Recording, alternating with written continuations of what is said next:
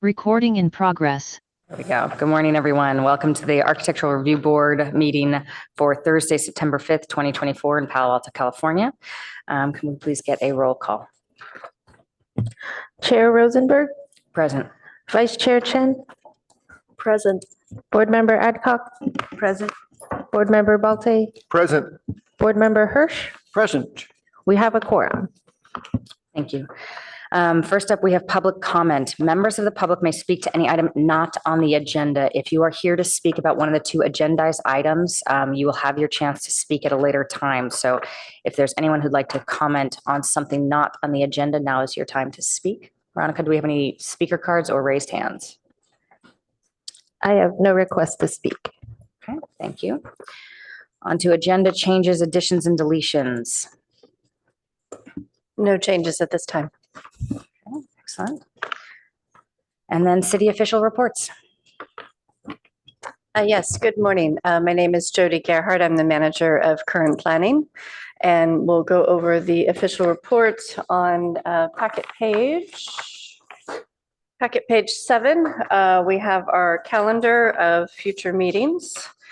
And then on packet page 8, we are anticipating that next hearing on September 19th, we would be reviewing the 4335 El Camino Real project, which is 29 townhouses.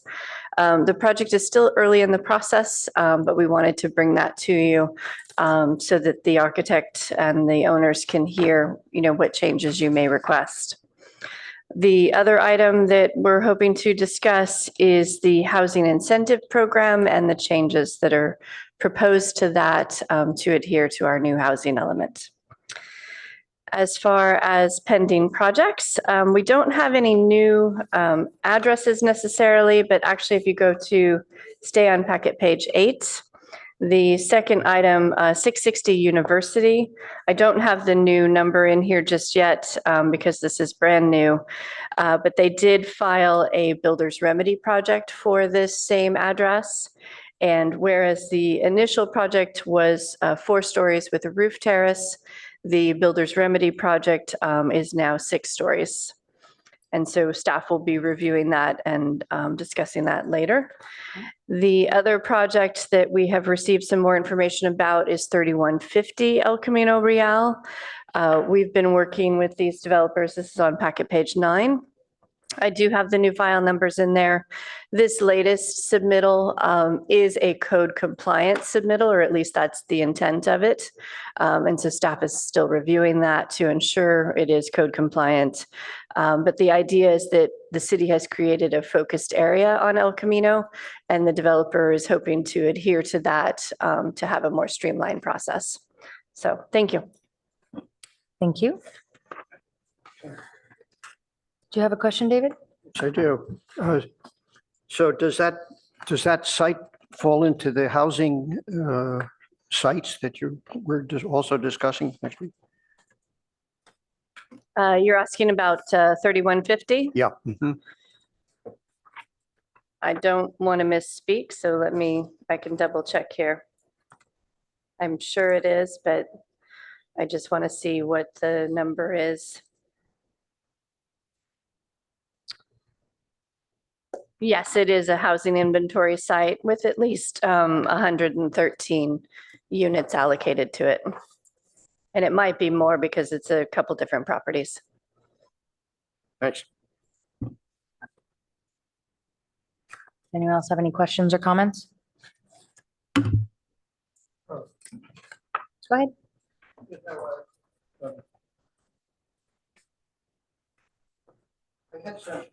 I had some thoughts about pending ARB projects and that whole piece.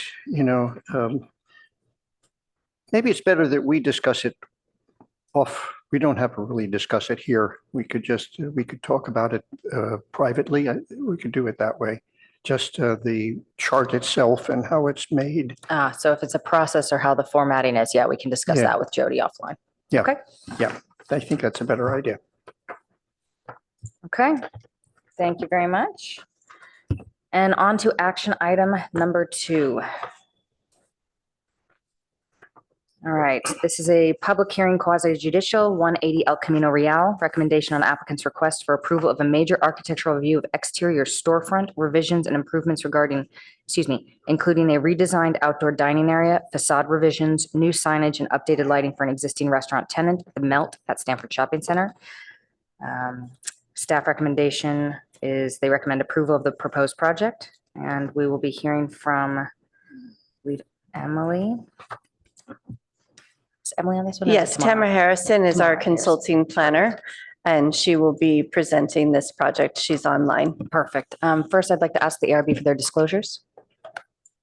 Yeah. I disclose I visited the site. I also visited the site. I'll disclose that I visited the site earlier this week.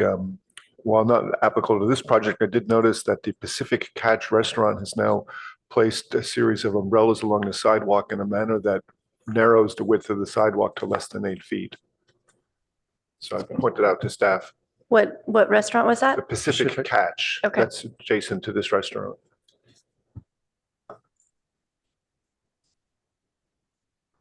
Oh, sorry, I visited the site. I also visited the site yesterday. Thank you.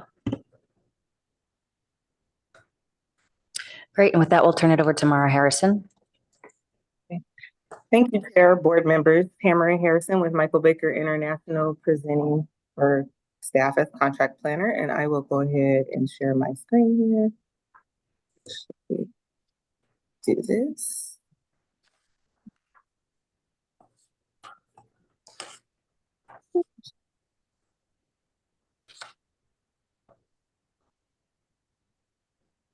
Just a second. Okay.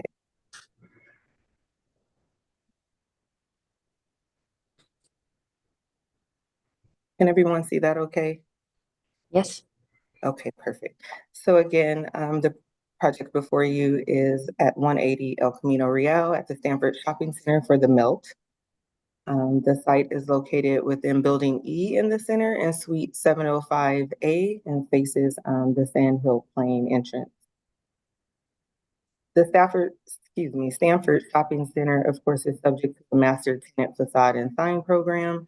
The sign program identifies those buildings or tenants that require a staff level review, indicated by the bold green lines you see on this illustration.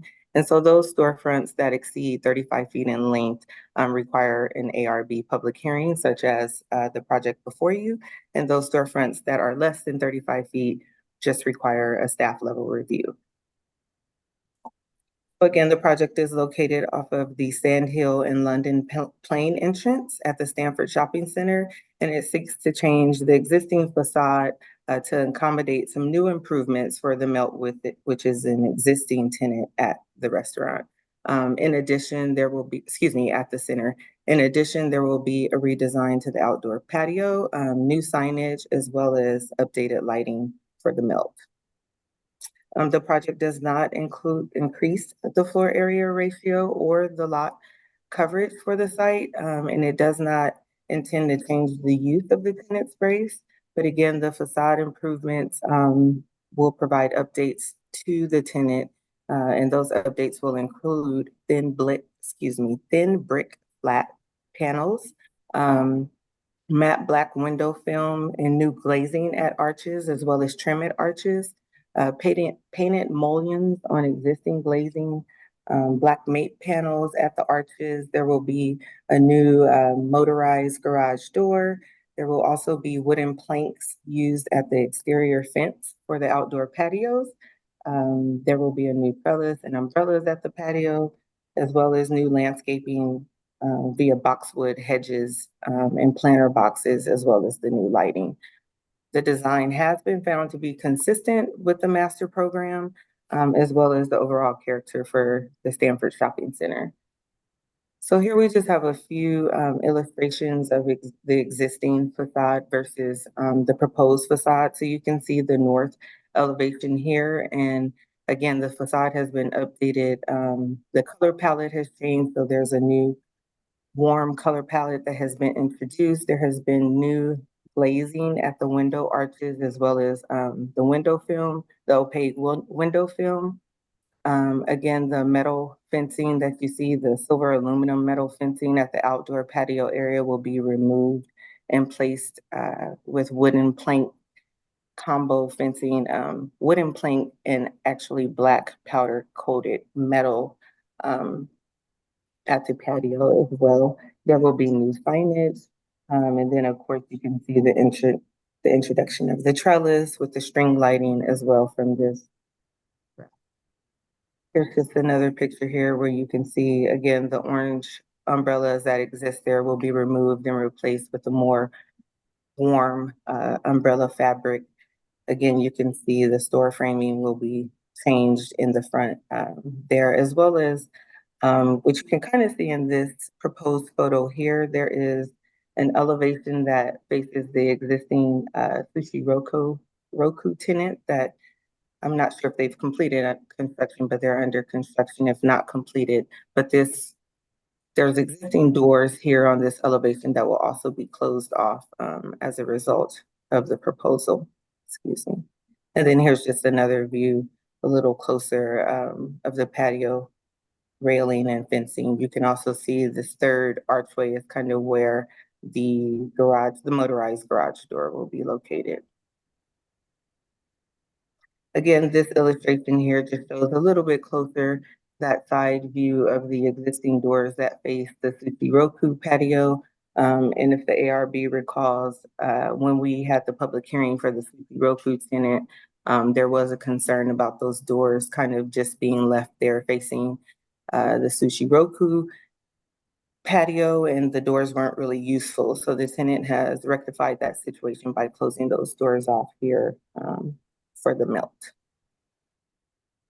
As far as the colors and materials, again, there's the thin brick flats that have been proposed on the lower portion of the tenant storefront. Again, the wooden planks that will be used at the fencing, the fabric for the umbrella, it's a canvas fabric, and then you can see the box hedges.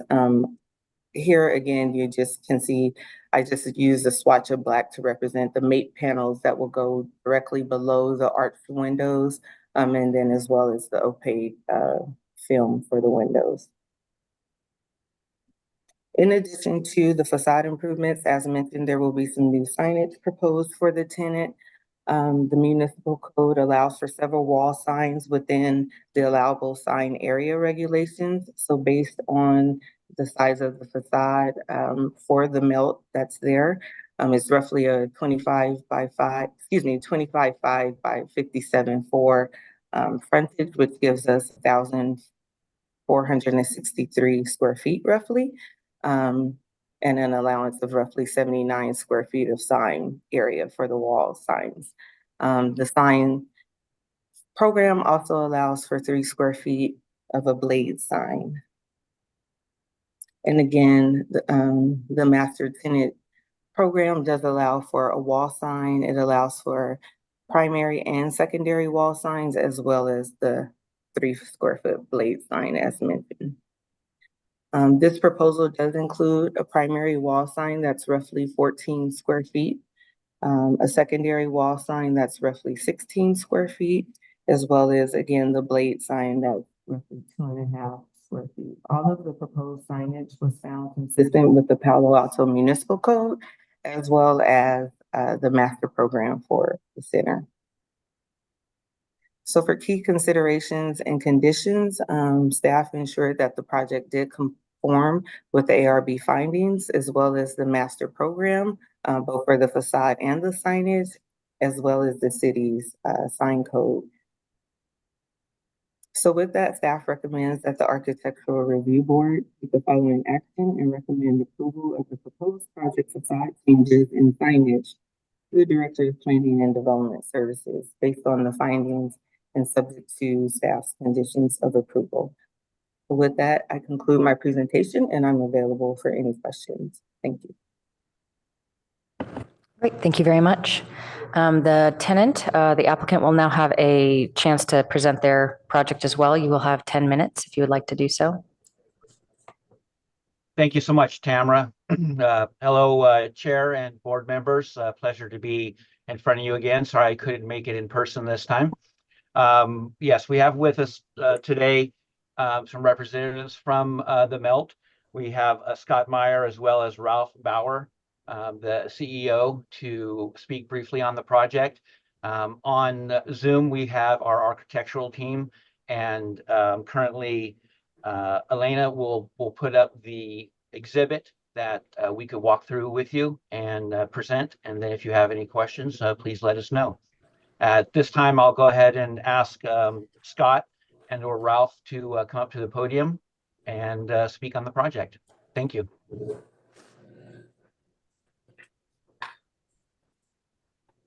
And again, I apologize. It's Jason Smith, Jason Smith.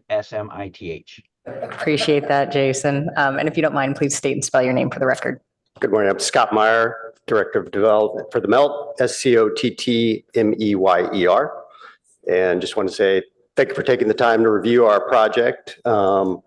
Scott, this is Ralph Bauer, the CEO of the MELT, and we just wanted to say thanks. And this is a very exciting project for us. It is our oldest store in the chain, so we're looking forward to the improvements, and we're here to answer any questions you may have. And then Aliana is head of the design team, so she'll be on to answer any questions. Great, thank you. Thank you. Hello, I am Aliana Ramos, Aliana Ramos, Ramos. I'm a licensed architect with Global Atelier. We're headquartered in Ohio with offices in California. Also joining today, I think she's coming from another meeting, will be Kate, our principal of design and architecture. Our team has done several projects in the Bay Area, and we visited the shopping center multiple times. We really wanted to familiarize ourselves with the area while we developed this design. And while we were there, we felt a close sense of community at the center. It has a strong exterior community dining experience there, and with wonderful adjacent tenants such as the Pacific Catch and Sushi Roku. Adding to what Scott Meyer said, we've been working on this project for a couple years closely with Scott, and great leadership by Ralph as well. This project in particular has been the basis for the brand's design, interior and exterior going forward. Like he said, it's kind of their flagship store. It's one of the oldest.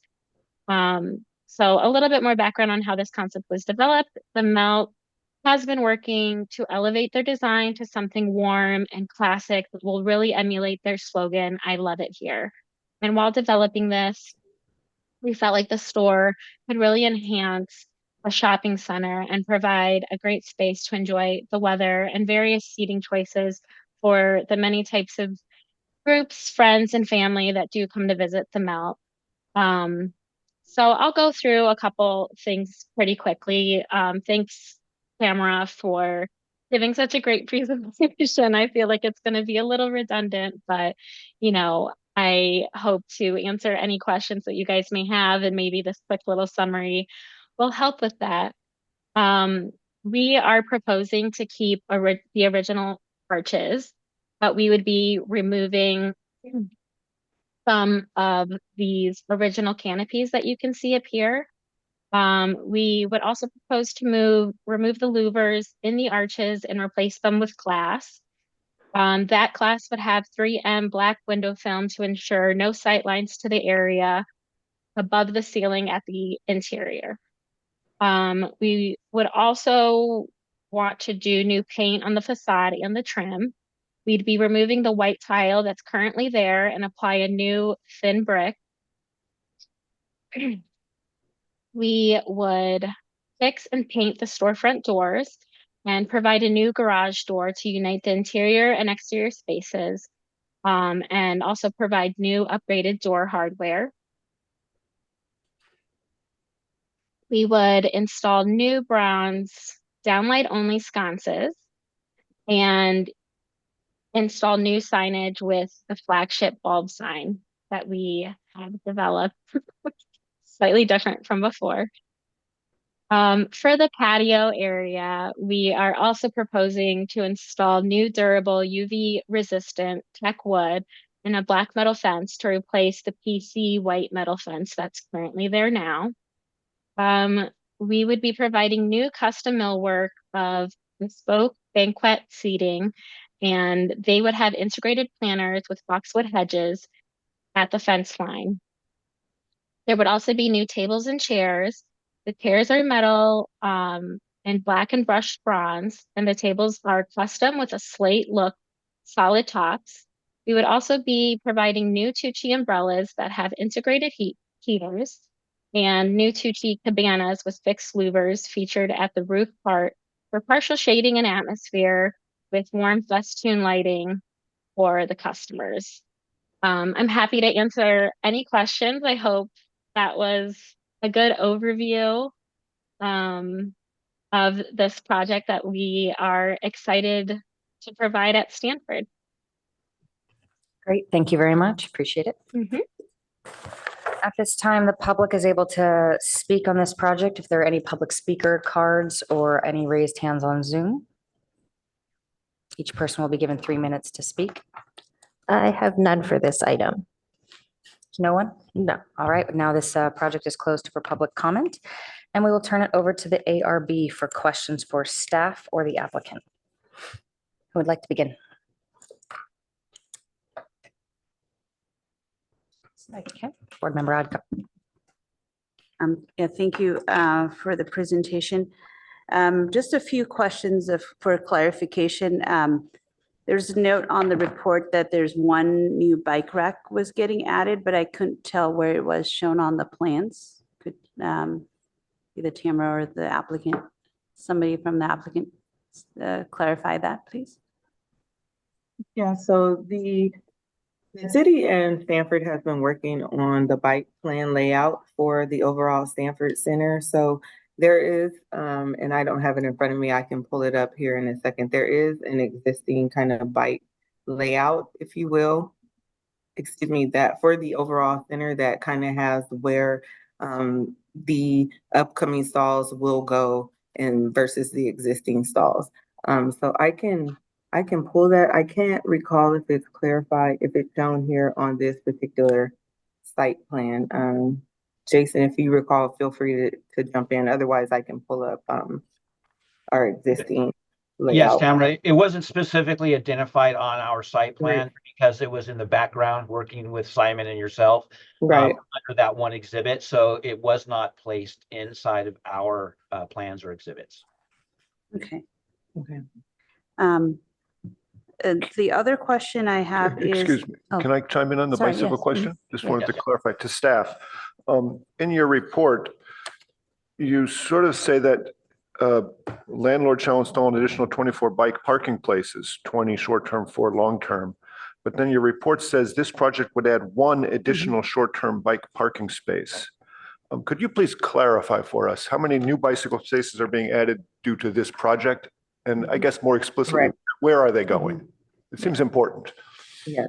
So just for a little clarification on that. So this project itself will only be required to add 1 bicycle space for the size of the tenant space. So what we have been doing as these new ARB projects come forward at Stanford is we are conditioning, since they are currently short on bike parking, we have been conditioning them according to the size of the tenant space. So that 24 spaces that you saw, that 20 spaces that you saw were from previous ARB approvals in the past. So it could have been Sushi Roku, Our House, Backcountry, some of those that we've seen previously.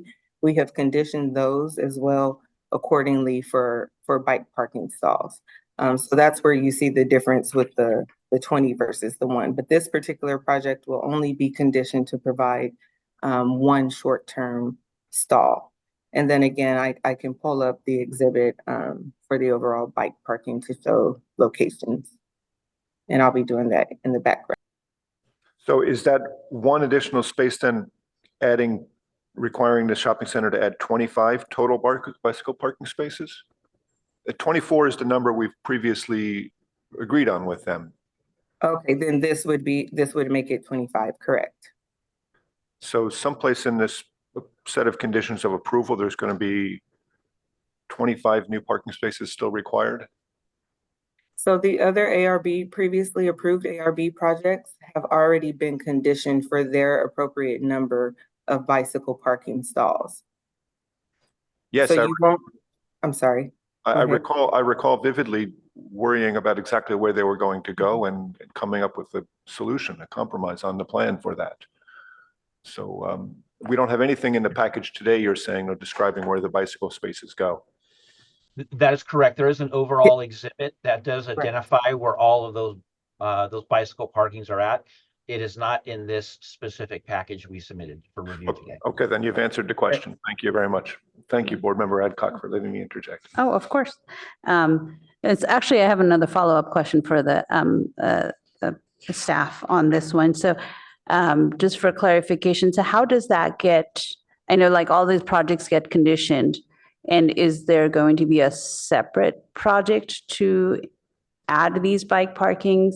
Or like, I mean, when a project is conditioned, then by the time the project is approved for construction, then those need to be in the plans, right? So how is that managed from the city side? Correct. So as a part of the construction document review process or the building permit process, staff would still make sure that the bike parking location is shown consistent with the bike parking layout that we have for the center that we've been working with Simon on. So once we verified that that's all in the plan set, the location is the same, we are okay with it from a building permit standpoint as far as issuance. Prior to final occupancy, planning does also require a final planning inspection to make sure, you know, that everything is consistent with what we have approved. And that would be one of the things that would be checked as a part of that inspection process. And then if everything is consistent and in place, then we can sign off. Okay, thank you. My few other questions are related to some of the finishes that are being proposed. So on the demo and the proposed note, like where that little trim is across the top, it says prep for paint. Is that trim getting removed and whatever's behind is getting painted, or is there like a stucco repair and all of that as part of the scope? And I assume the stucco texture finish is going to remain what is there now. Is that correct? Looks like a smooth finish stucco. Right, yeah, we'll be removing this piece of trim up top, you can see on the left, and then patching as needed, but the overall texture above that thin brick will remain the same and it'll just get painted. Okay. And earlier in your presentation, there's another question. You mentioned that the existing was tile, the white kind of looks like brick pattern. So that's getting pulled out and the new brick is getting glued on in its same place. Is that correct? Right. Another finish question is at the bottom where it kind of looks like concrete, the base at the bottom. Is that getting painted that black color that's in the finish palette? Yes. Or is that the second, the darker of the gray colors, I guess is my question. Oh, I'm sorry. Yeah, that'll be the darker of the grays. Okay. So I believe that's the chocolate. Next question is about those slats. Well, I'm sure others have question about the color, but I'm just going to ask about the spacing. It looks like the slats, I assume the sample we have with us is the actual vertical dimension. Looks like about 6 inch. And what is the spacing that's planned? I couldn't really tell from the drawings what the arrangement is supposed to be. So it'll be horizontal planks and they will be set kind of as you see here to achieve this. I think it's 42 inches above ground for the top. So is it like about 6 inches and about 2 inches of spacing? Is that how that's planned? That'll likely be what it comes out to. final details will have to get coordinated for that piece as it'll be custom. Okay, but it's planned to be about, just looking at the picture, about 20% open. Is that a fair statement? Yes, that's fair. Okay. And the same fence, is it in the exact same place as the white fence that's there now? Or is it Right. a little bit more space? The dimensions are not clear on the plans. No, it's in the exact same spot. This area to the plan north will be getting closed off. So that's the only new addition. Mhm. And you can see that that is kind of cut across. But the layout of the patio will remain the same. We're not expanding it at all. Okay. Last question. Sorry, board members, I have a lot of questions. Is about the light. It says on the drawings that it's getting relocated. And then on the fixture schedule, there's a light fixture proposed. Is that the one that's there and you're including that fixture on the packet as what's being relocated, or is it getting replaced? Right. So it'll be relocated. We wanted to make sure the sidewalk had enough clear space so you can have your families walk by, no problem. So we will be relocating the exact same light pole into the interior. We worked with Jason to get the exact spec of what this was, and we had photometrics reran with that in mind. All right. That's all my questions. Thank you. Thank you, Board Member Adcock.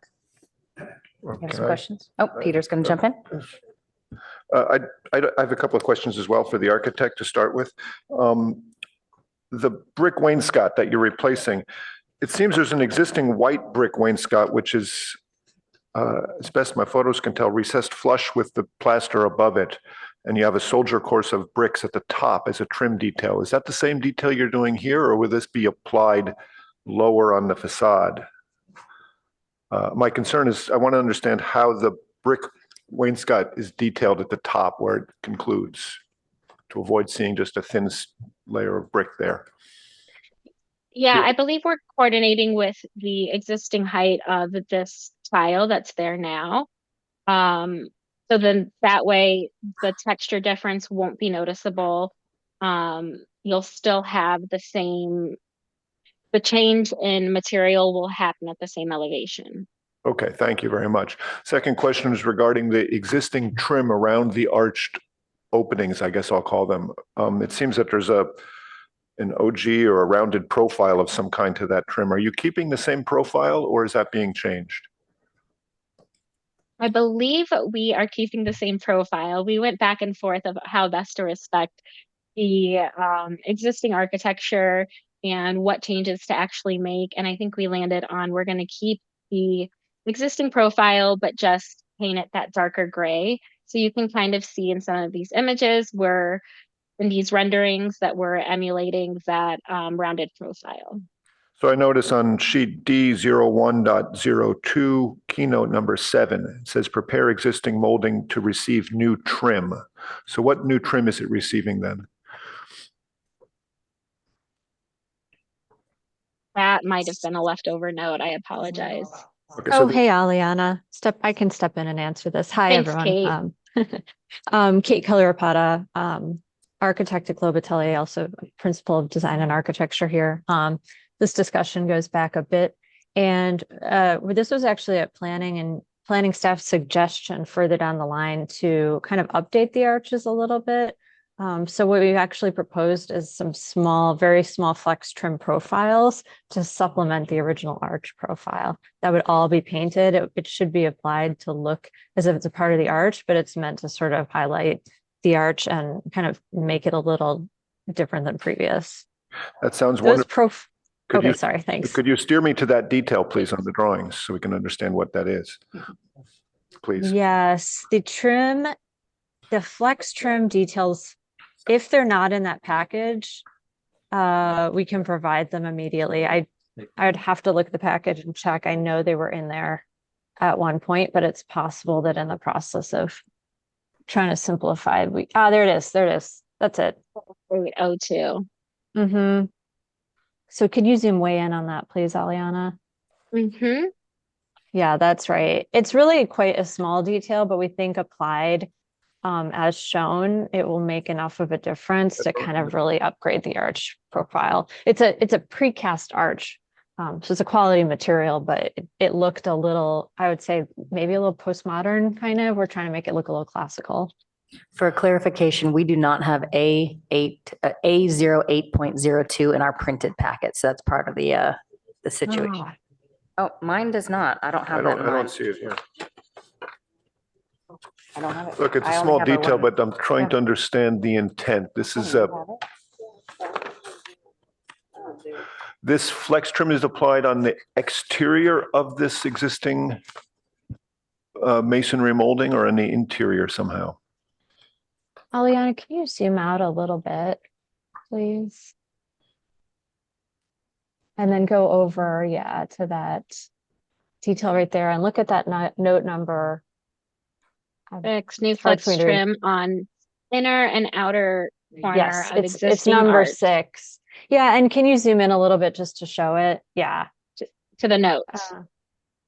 To the elevation 1 where you can see in the upper hand note, there's like a note number 6 and it's pointing to both sides of the arch. Yes, exactly. Yeah.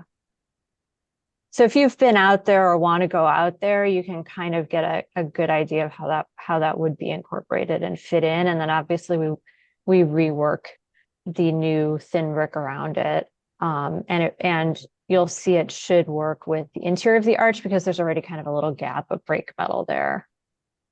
Okay, I'm just trying to get the question answered. I think you've done that. You're intending to apply that molding to both sides of this arch. The next Yes, question. that's right. Thank you.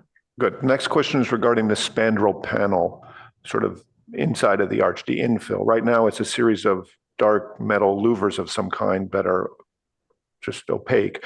But you're saying you want to put glass there, then what's the material behind the glass? That's S8, I believe. And your rendering The film? Yeah, maybe explain for me, please, what you're going to do on that spandrel panel inside the arch. The infill. Yeah, so arch, yes.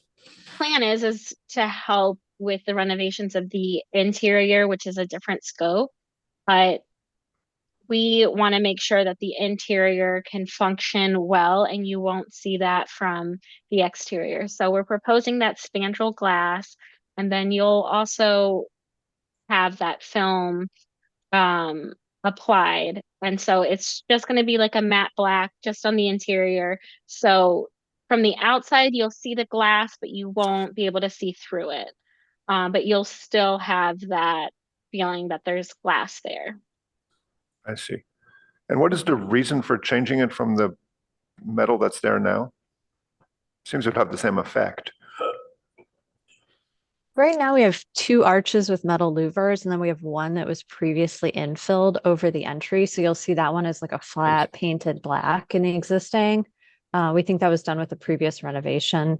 What we're trying to do is unite all 3 arches with the same treatment. So we're removing the canopies. And then the idea is we're applying that flat spandrel to cover structure behind across all 3. That's actually a MAPES infill panel that's mounted in the mullions. And then we have above the glazing in all 3. So the intent is unite. And then of course, behind, if the glazing were clear, you would see above the tenant ceiling. So we've then provided the film behind. Okay, is the ceiling inside below the level of this arch infill? I imagine it must be. It is, yes. It's a drop ceiling. Okay, thank you very much for answering that question. Can I ask a clarification question Sure. on that, please? Because I heard matte black film, I heard MAPES panel. And the renders make it look like it's white. And I also heard spandrel. So what is it? Okay. Starting from the top, what you see is glass. The glass has a 3M matte black film behind. Then at the bottom at the spring point of the arch, you have a mullion, and then you have a mullion above the doors below. Between there is a MAPES panel mounted in the mullion. Does that answer the question? Where the signage goes. Okay. Yeah. The upper And is I supposed to agree. be- It looks, apologize. Go Oh, ahead. sorry. I think that's what you're getting at. It looks white, but you're saying it's supposed to be matte black. That's correct. Yes. I think that's rendering kind of trying to reflect, and I agree it does look whiter in these images than typically it would. Hopefully just like a reflective glass, it should look darker in reality. That makes sense. Thank you. On the new signage over the entry door, the words World, Burger, and Meltiest, are those individual letters somehow cut as signs, or is that whole thing a sign box with these 3 bits of text in the sign?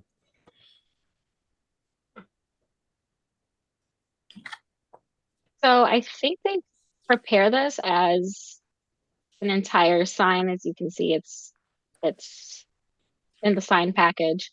They provide one full length, and you can kind of see how they prepare the backing a bit.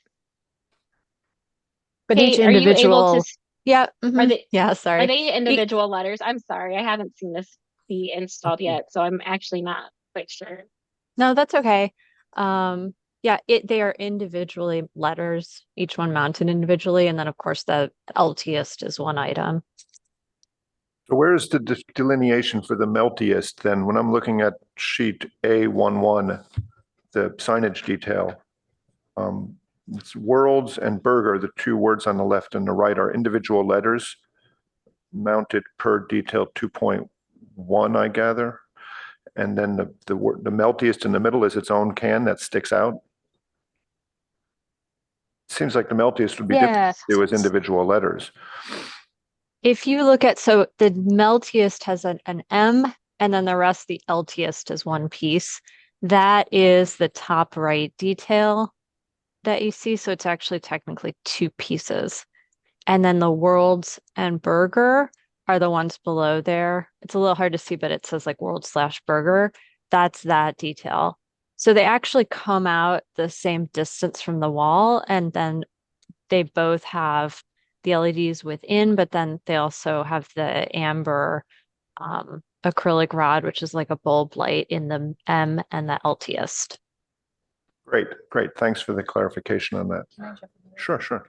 Just have I'm going to jump in here as well for that. Do we have a dimension for that sort of leftmost of the M to the right of the T? Do we have a dimension for that? Just out of curiosity. The 18 inches? No, the side to side. Oh, the side to side. I know what We you're do not in asking. the set, but we could provide that as a follow-up very easily. Yeah. Just out of curiosity, if you had it off the cuff. I might be able to scale it by the end of the meeting if you want me to do that in the background. Okay. Not a problem. And for staff, just to clarify that they are measuring the overall dimension of 18 inches by 128 inches for the signage square footage. And then it is in compliance. Is that all accurate? Correct. That Great. is correct. Thank you very much. Excuse me, I want to just interject real quick. As far as the plans that you have in front of you, it looks as though the signage package portion of it may have been placed somewhat center of the package, so that sheet A08.2 comes right after the signage package, and it picks up with the remaining sheets. It appears to be slightly out of order from the sheet index. I apologize for that. Thank you for that clarification. You're absolutely correct. It doesn't make the trim any larger, unfortunately. And I'm noticing you've got that scale to about 49 inches. So thank you for that. Yes. Thank you. So I also have a question about the elevation design just above the entrance door.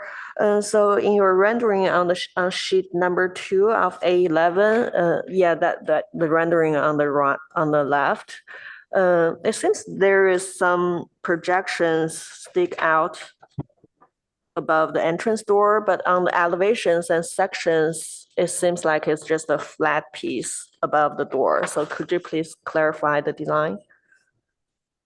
I think the sign package didn't have like the latest and greatest design. So I would refer you to the renderings that we have on GOO.40A and GOO.40B. That's the accurate depiction for the renderings. So you can see there's the canopies and the overhangs have been removed from that. I think that's what you were asking. Right, okay, so, but there's still like okay, so that is the light box that stick out, and then the lower part is just, Yeah, we have this canopy okay. here, but that's not connected to the building. No, I mean, just above the entrance door, like there is a horizontal line, you can see a shadow line just below the logo, the words Maltese Burger. Uh-huh, this So- mullion. So that molding, does it continue all the way to the garage door or? And Aliana, can you zoom in on the elevation on the right? I think the rendering might require a slight correction. My understanding is those letters can be mounted directly and that can be coordinated from the back of the store after demo. So I believe we need to update that rendering to omit that line. The intent is to have a solid panel. Okay, so the elevation is the correct one without the reveal line, is it correct? That's correct. Yes. Okay. And all your letters are just on the top part of the plate. That's right. Yes. Okay. Mostly for visibility based on some of the sight Uh-huh. lines from the views. Okay. And another question, maybe to the staff. So in your presentation, you said FAR is not increased, but in the report, it said the permanently covered area will count towards the gross floor area. So I want to know, could you please clarify that? And also for the permanently covered area, does it matter if it is fully covered or if it is like the trellis, it might be like 50% covered? Does it affect the numbers? Yeah, so let me clarify, and I apologize for any inconsistencies there, but the proposed trellis that's going to be put up here will be considered remaining 50% open. So then it will not have any kind of covered gross floor area, if you will. So there wouldn't be the area under that trellis, since it's going to remain at least 50% open, wouldn't be counted towards any additional gross floor area. Just want to clarify. So the proposed outdoor seating area, it will not count towards the gross floor area. Is it correct? Correct. So it will not be increasing the covered area or the gross floor area in any manner. Oh, okay. So which means we on packet page 19, we should update it because it is that the 408 square footage of exterior dining area will be permanently covered and. Correct. There were some additional clarifications that were made after the staff package had gone out. And so all of that will be updated before we send out any approvals to the applicant's team or before any approval is made by the director. Could you please explain how you qualify whether a outdoor area is considered covered and therefore counting towards floor area? So Tamara, let me explain. So as Tamara was saying, on the trellises, if they are 50% open, so the slats, the rain can come through the slats on a trellis, then we do not consider that to be covered. We do not consider that to be FAR. The same is true for umbrellas, just your sort of standard umbrella that goes up and down. We do not consider that to be a roof and therefore not FAR. Anytime you have a more solid roof, if there was a 100% solid cover, then that would be considered FAR. And so we certainly have other restaurants in the shopping center where exterior dining area is counted towards gross floor area because they have that solid roof over them. That would be Pacific Catch, for instance, has a solid dining roof over it. Yes, but this one- True Foods is another one, yes. So here, if they stretch a fabric over those slats, that's not considered part of the 50% calculation? If they stretch a fabric over that, that would be considered covered. Okay, so to the applicant, there's a piece of fabric on the sample board and some language here about covering. What is the intent of this roof covering? That is for these two key umbrellas. I see. Okay, so the slatted area does not have any additional covering over it? The slatted area will not, no.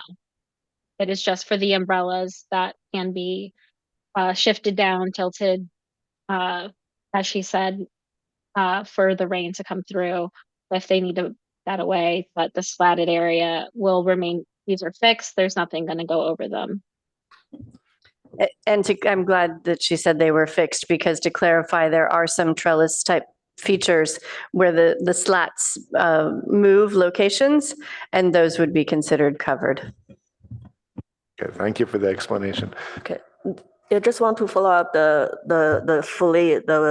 permanently covered area. So since the existing condition, there is the canopy attached to the wall, which is glazing, which has the glasses on it, or so, which means if that is being removed, then the gross floor area actually will be reduced. Is it correct? And that will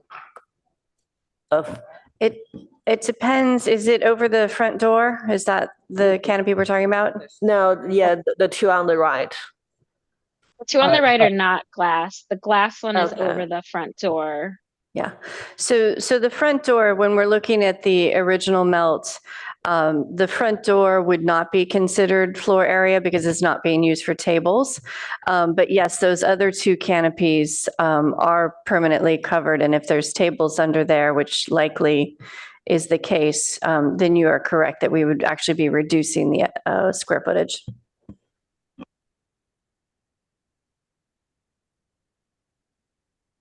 All right, I'll jump in here. I have exactly two questions. First of all, actually, no, I only have one now. Everybody else covered everything else. So I have a question in regards to the wood color of the fencing. So the sample we have, Peter, if you don't mind handing that to me, thank you. The sample we have is a very walnut colored wood. And if you compare it with this wood behind me, it's sort of an oak. There we go. Hang on. There we go. So this oak color behind me is really what's appearing more in the renderings. Can you confirm the color of the wood that we'll be using is this sample? Stated as Spanish walnut. Spanish walnut. Yes. Okay. And so That is is- it just to be this dark? That is correct. Yes. So in the Okay. renderings, because of the sunlight on it, it did render brighter, that the intent is to have it be that darker Spanish walnut. Yeah, I know we can't always get renderings perfect. So just wanted to Sorry. we understand. Okay. Thank Um, you. All right. Appreciate that clarification. And at this point, I think that's it. Everyone else has covered all of my other questions. Thank you. You have a garage door that opens up onto the ceiling inside. I assume that stays open during proper good weather outside? How's that? Can you describe the function of that a bit? Yeah, that's the intent, is that, it'll provide that indoor, outdoor open space. So like, as long as the weather's good, the workers will probably have it open. Our patio, the umbrellas do have some heaters there, so it'll help even if it gets a little bit cooler. But that'll be to the discretion of the team that's working there. But it is the intent to have it open during most of the working hours. Including wintertime, you're saying? Well, depending on how nice your winters are. It'll just depend on the weather. If it feels comfortable for customers to want that outdoor air, then they'll probably have that open. So probably not 365 days out of the year, but I would say a good portion. I think, and Scott at the Melt could verify this too, but every time we visit the store, it's quite hot in there. They're not able to keep windows and doors open really because they have an open kitchen. Part of the interior remodel is closing the kitchen off and then allowing them to achieve this. So I think it's for employee comfort. It's for kind of a community feel between interior and exterior and outside. And I think we're hopeful that, given that it's in Palo Alto, that it would see a lot of use.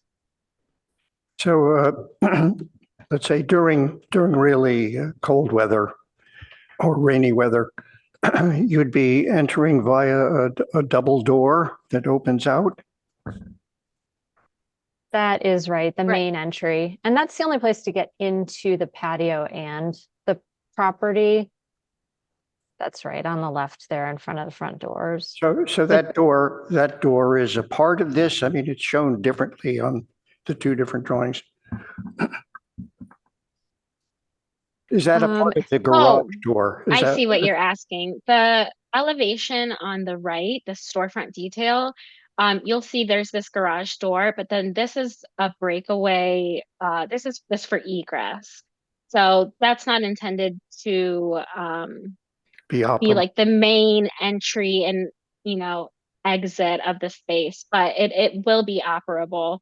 You can see it is a separate piece from the garage door, so Oh, I it see. provides a second means of egress, even if the garage door is closed. Okay. So during really inclement weather, that will be the door that you enter the whole facility from. This will be the door here in red, and then this garage door, if you know the weather's bad, cold, whatever, this area in blue, you can still use this single door, but the garage door can be closed. If it's nice out, it might be open, but you can technically still use that door if needed. But the one in red will be the main in egress and ingress and egress. I'm sorry, I'm still a bit confused. I think that the door that is the entry is shown in this picture as if it's a double door that opens out. Is that correct? But it is also, Right. it is also a garage door? No, the one in blue is the garage door. So Is the other one? yes, that's the garage door with the single swing door. But the main entry will be the double doors. Will So be this, yeah, consistently. these double doors are different than this garage door. Okay. All right. So the garage door comes in and covers up some of the ceiling. I don't know, you have a reflected ceiling plan as to the lighting of the inside? How does it, is that taken into consideration that it will close over existing lighting on the inside of the building at that location? So it'll it'll go over where the ceiling is being dropped down. And that will get developed with the interior package, but we have discussed how to do that, what plane it needs to be at to make sure it will clear the lighting that's in there. So it will not cover it when it's open. Okay. So You just can to clarify, yeah, so you've got this, exactly what you're pointing out. So you've got this garage door coming up, your motor shown there. And you're saying that there'll be a dropped interior ceiling below that. So the garage door gets hidden by the dropped ceiling? No, you're saying the other No. way, correct? It has to be inside of it, Right. The ceiling would be lower than. for the main plane, but like this would be the plane of the ceiling approximately maybe like 10 feet. The garage door will continue back that way, sort of hidden by the ceiling. Correct. Okay, understood. That's going to create a lot very of cool. detail issues. On the brick and siding and turning of the corner between the Sushi Roku and the Melt, you carry the same stucco color material around the corner? And then how about the brick? So, right. So you will still be painting up here. That's the P12. We'll be wrapping the brick just at this column. And then you can see Keynote 20. We will be painting to match the adjacent tenants' finishes. So that's kind of where we're bridging that gap of they just have something new. There's a patio being used right there. We're wrapping just this short amount where that column ends, and then where their patio comes out, that's kind of where the transition is. Okay. On this lighting that the post lighting, which is also sidewalk lighting really at the same time, is that is in replacing a fixture that's on the perimeter at the roadway edge there? So we were working with, I believe it was planning that had, really wanted to have this sidewalk more open. So we decided to pull that into our patio space. That way you have the clear sidewalk. You still have some lighting that is dispersed from that main street lamp, if you will. And it'll still provide a little bit of light throughout that area. And I have some renderings of that as well. So that was kind of like our intent. You'll still have this clear space with what we proposed. You'll have this clear space at the sidewalk because it was a little tight with the street lamps. You can kind of see in this picture better. That's like a real picture. So now they'll be moved into our patio. You'll still get a little bit of that lighting dispersed throughout the sidewalk. Yeah, I would add too that the existing condition, the light poles are non-compliant with the 8-foot required clearance. So we decided that we could take them into the patio to keep the lighting spaced equally along the sidewalk, but then to provide the clearances as currently required. That becomes yours to maintain, or who the shopping center maintains those fixtures, or what? The shopping center would still maintain those two fixtures. They are shopping center fixtures. We've just slid them into our space to achieve that 8-foot clear. Mm-hmm. Are they modulated in some way so that the brighter light that you see here shining down doesn't also shine into the dining area there? Or will the canopy that you have there kind of limit that? They are not modulated. I think because they are so tall, you can see how high they go up here. I think we're showing the actual height in our elevation as well. And we've had the photometrics kind of take them into consideration, but because they're up so high, it does get dispersed. Again, it's a rendering. We're trying to emulate what the conditions are, but the photometrics will really tell the story, and like the festoon lightings that we have throughout, you have a similar amount of brightness because it's at a lower elevation as you do with this higher street light. Okay, your photometric engineer, whatever, has examined that and determined that that should work, huh? Right. Okay.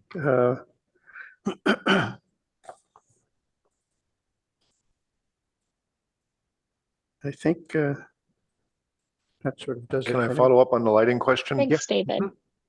This is actually 2 questions or 3 geared towards the shopping center, Mr. Smith.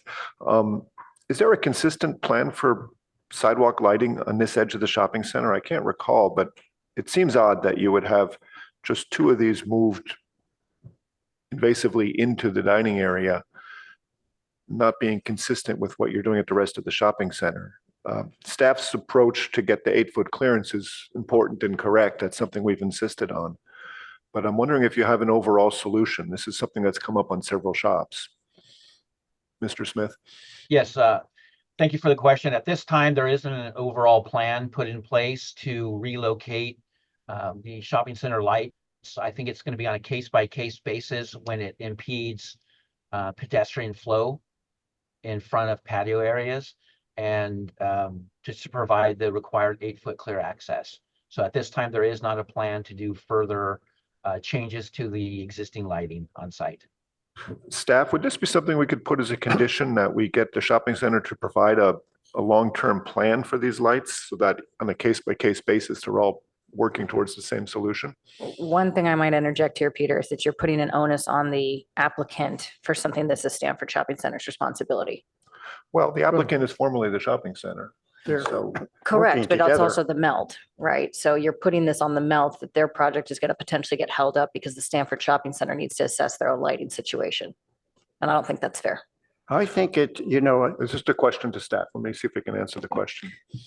Yeah, so I think we can handle this similar to how we're handling the bicycles, that we have sort of this longer term plan that we will eventually, make all of these compliant with that 8-foot open space. Okay, we'll get to this in our discussion. I just wanted to see if it's Well, feasible. I might jump in here on that because it seems that the lighting of the sidewalk is the responsibility of the shopping center, the outer sidewalk element there. And there ought to be some, just to add the detail to what this ought to be like, is that there ought to be some kind of a standard for lighting on the sidewalk, which is which is shopping center wide, that there, and does this satisfy it? Have you looked into it that in moving the fixture to the inside like that, you get sufficient lighting on the sidewalk itself? And just to add to that, David, just looking at the photometric, which is really hard to read, there seems to be areas along the sidewalk that is under 1-foot candle. So just based on that, given that they're showing that as part of the egress path, and it would be part of the egress path, that would be a driver, correct, for at least the building permit stage. Yeah, all those 0.9 and there's 0.8 up top. And I assume the edge of this, or these numbers, is the edge of the sidewalk. It's shown as Right. a ceiling plan, but I assume the numbers are supposed to be on the sidewalk itself. Right. And I think it is hard to tell because we're not showing the sidewalk on these RCPs. But to your point, what we did was just shift it over from where they were originally and try to keep them close in line with that while still, utilizing this patio so that you have a nice, well-lit area. But I think you're right, because we're pulling the original lighting plan away from where the sidewalk was. You are getting some of these low points at 0.9 Yes. Yeah. in between the streetlights at the edge of the sidewalk. You're right. We'll get into this in our discussion, but it is basically the wrong fixture for the location you're putting it in. The second question I had in the same vein is regarding the ADA ramp, which is an existing condition, but it does impede into the 8-foot width of the walkway. And if I remember right, on Pacific Catch again, we had requested that they provide clearance in addition to that ramp width. But staff, do you remember, or can you say what this is an unofficial policy, really, this 8-foot width. How have we interpreted that regarding the ADA ramps projecting into that? So it is an unofficial policy, but it has been consistently applied in the last many years, that we are trying to keep this 8-foot clearance for pedestrians around, all of the different tenant spaces. I don't know that we've run into a handicap ramp. So I don't really have an answer. Right in front of the door to the Pacific Catch, right next door to this. And we asked Evelyn to chamfer the corners of their seating area to allow that clearance. I can speak to that. We chamfered the corners of the patio area for the egress coming into the space. There was an existing tree that we wanted to retain, and to achieve that and provide egress on each side, the entry points were chamfered for the Pacific Catch project. Okay. Thank you for that I clarification. recall that to be the reason as well. Yeah, thank you. Okay, it's great to hear that. Mr. Smith, again, just to the right of the new Melt store is a service entrance to the shopping center with a canopy that matches those of the Melt shopping center right now. Is there any plans to change that canopy or do anything to that entrance to make it more compatible visually? That entry actually was updated about 1.5 years ago, maybe 2.5 years ago now, during another project approval that came through the board. And so at this time, there's no further plans to update that. But it does, right now, it has the same canopy as it's existing in front of the melt. So just to be clear, we're going to be left with one of these projecting canopies supported by rods going back to the building. Is that right? Yes, there will be, correct. Okay, thank you for that. I have no other questions. Okay, any other final questions from the board before we go into our internal discussion? All right, we will be. Well, I just wanted to, I got one. Go ahead. It's a very casual treatment of lighting within the melt itself there. Fellow board members, looking at the lighting diagrams, are we all satisfied, those of you who perhaps know a little bit more about the amount of light that will be sufficient for that eating area? Let me ask it this way. Is that a question that we should be having for the ARB discussion, or is that a question for the applicant or staff? Well, a question to the applicant is does it meet standards that in every area that are appropriate for outdoor eating? Hi, so we don't have on the call our lighting designer, but we did consult with a lighting designer on this project, and she's familiar with the required lighting levels. So she's gone through and checked and actually performed the photometrics. And are you saying therefore you've shown that, or she has agreed that it is sufficient in all cases for basically for the use of the space? Yes, that's true. Yes. Okay. Take her word for it, I guess. Okay. At this point, we're going to close the question session, and we're going to have an internal ARB discussion. Is there someone who'd like to kick us off on that? Well, I Thank you. suggest we Thanks talk very about much. these light fixtures, Sure. Kendra, because I Start there. think this is a good place to start. You brought up a good point that it's really not appropriate to condition the melt. We want to Right. get them approved with their restaurant and get it built with these light fixtures for the shopping center. On the counter side to that, it's the wrong solution to put those industrial level light fixtures right over the dining tables. It's not going to work. It's going to force them to put something on top of their canopy, which Mhm. creates FAR issues. It goes on and on. The real solution is that the shopping center needs to have a fixture solution for what the standard thing is, and they can chip away at getting it put into effect with every one of these projects. Agreed. I support that we just have staff get that standard from them. Then these two fixtures would be made to that solution. Okay. Either the fixture's got a different kind of shielded thing that casts light only to the sidewalk, or it needs to be placed at the edge of the sidewalk by the street. Well, so I'm of two minds about this, because I think that part of David's question was whether or not that the lighting underneath this canopy, these little string lights, was sufficient, right? In conjunction with these two street lights, I think it's plenty. The question is if the harshness of these street lights is really going to be what the melt wants. But on that note, we can't exactly have Stanford Shopping Center going around asking each individual restaurant what they would like for their streetlights. It's got to be more consistent than that. I actually thought it was a very clever solution to shift those inboard. I have personally been super annoyed by those right in the middle of the sidewalk on more than one occasion. So the fact that they would be moved out of the sidewalk, I think, is a benefit. The question at this point would basically be if the melt is satisfied with these street lamps, because they are what Stanford Shopping Center uses already. Having them shifted in, and as they will be maintained by Stanford Shopping Center, once they get a comprehensive plan together for what fixtures they're going to use, how they're going to use them, I think that's an appropriate time for Stanford Shopping Center to switch them out. But to put this onus on the melt seems inappropriate to me.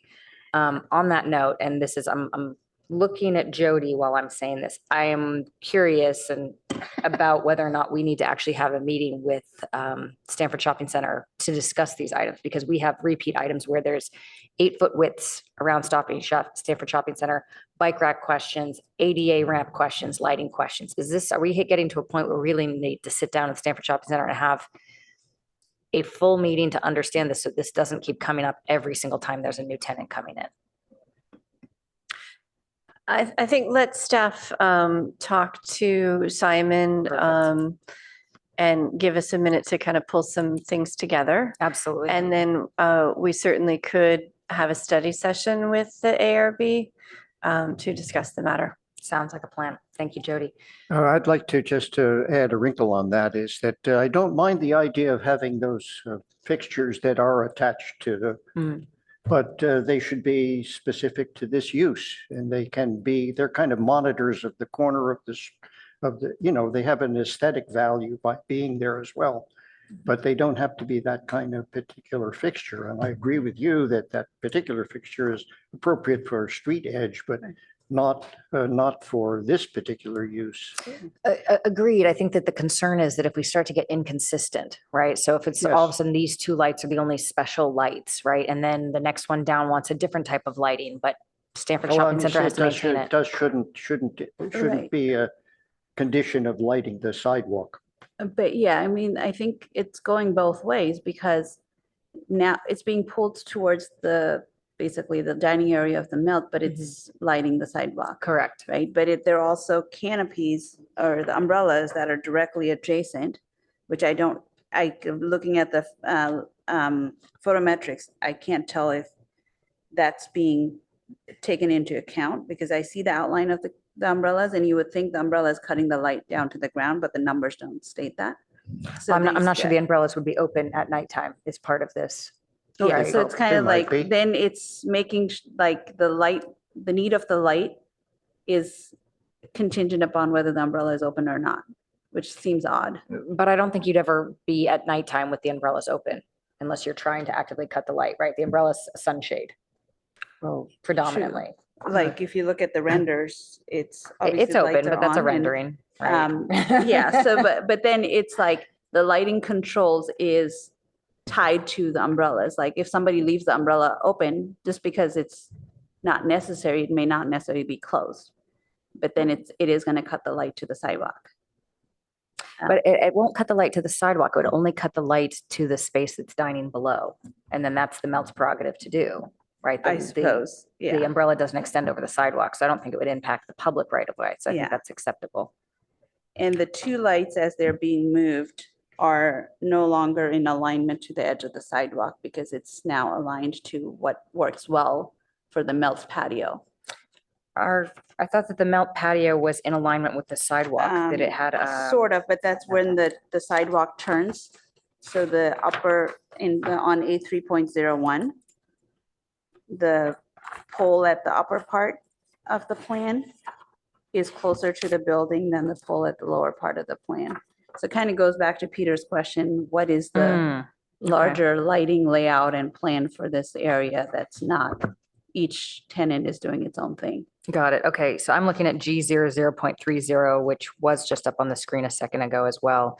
And that I can see that as well, where you've got that bottom right-hand light fixture here in that area. And then this one's actually is shifted inboard that Right. way a little bit. Understood.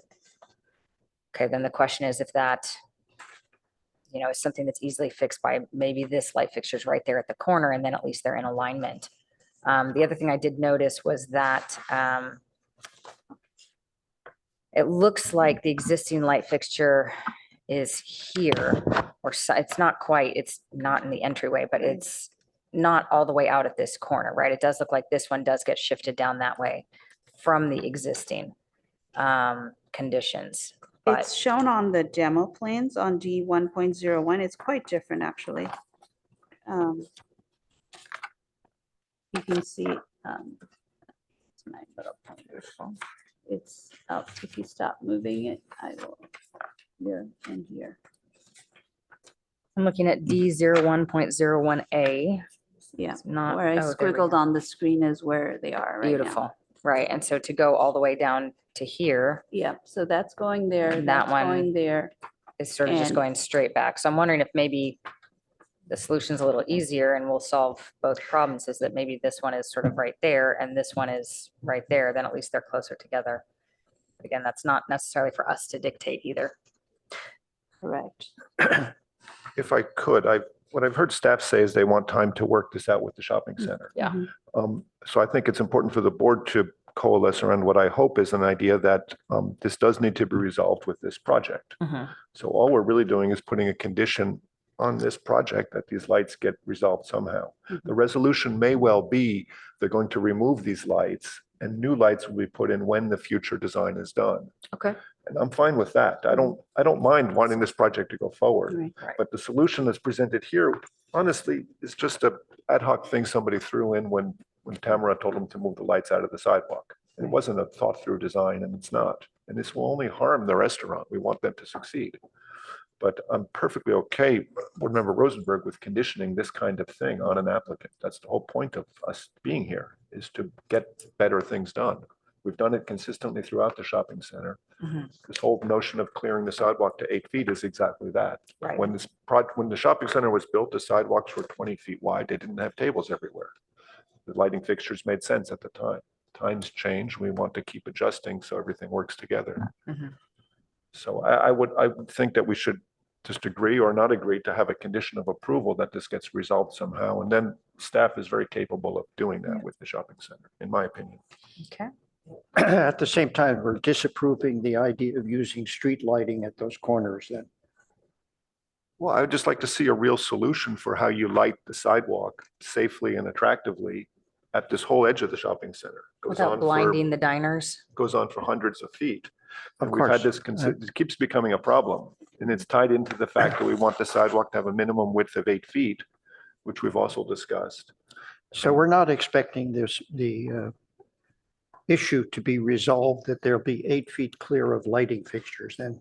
Otherwise, we're going to burden the shopping center. We have, well, doing no, new we curb we lines. have said that we want 8 foot of clear pedestrian walkways. Well, it's going to be a problem with And- these light fixtures Well, then. Mr. Smith needs to be listening to us a little more closely because it keeps coming up and the shopping center keeps putting this on a case-by-case basis.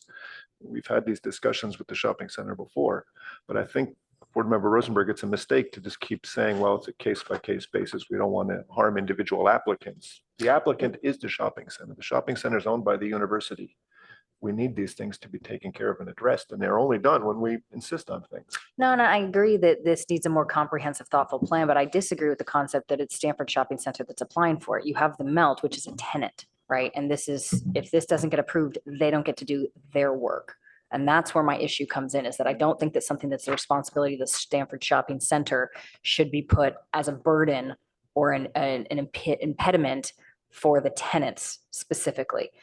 I think that the tenant has done a nice job presenting a project here, and that if we're gonna hold it up or delay it or cause some sort of issue because of something that really does fall on Stanford Shopping Center's table, I don't see how that's gonna encourage any tenants. Our If I may, Sorry. if we take a look at Pacific Catch, and if we also look down further where Sprinkles and Tesla are, these similar lights are installed, but they are installed much closer to the curb.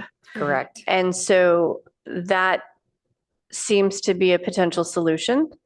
But then it would Um, impede on the 8-foot clearance. Yes, so Right. that would be the question of, I mean, the 8 feet is a guideline that we have set, staff and the ARB. Are we willing to allow light fixtures like this to encroach upon that 8 foot, or do we want a true 8 foot clear? Well, and at this point, it definitely goes back to a comprehensive plan from Stanford Shopping Center that maybe on this stretch, they have to put it at 7-foot clear because we need those light So fixtures maybe to be in along the curb. limited circumstances, we could allow Right. some encroachments. Right, okay. Absolutely. And for what it's I worth, think that's actually, critical. I do think it's a little bit more appropriate to have these light fixtures out towards the curb because you have people tripping over that curb otherwise.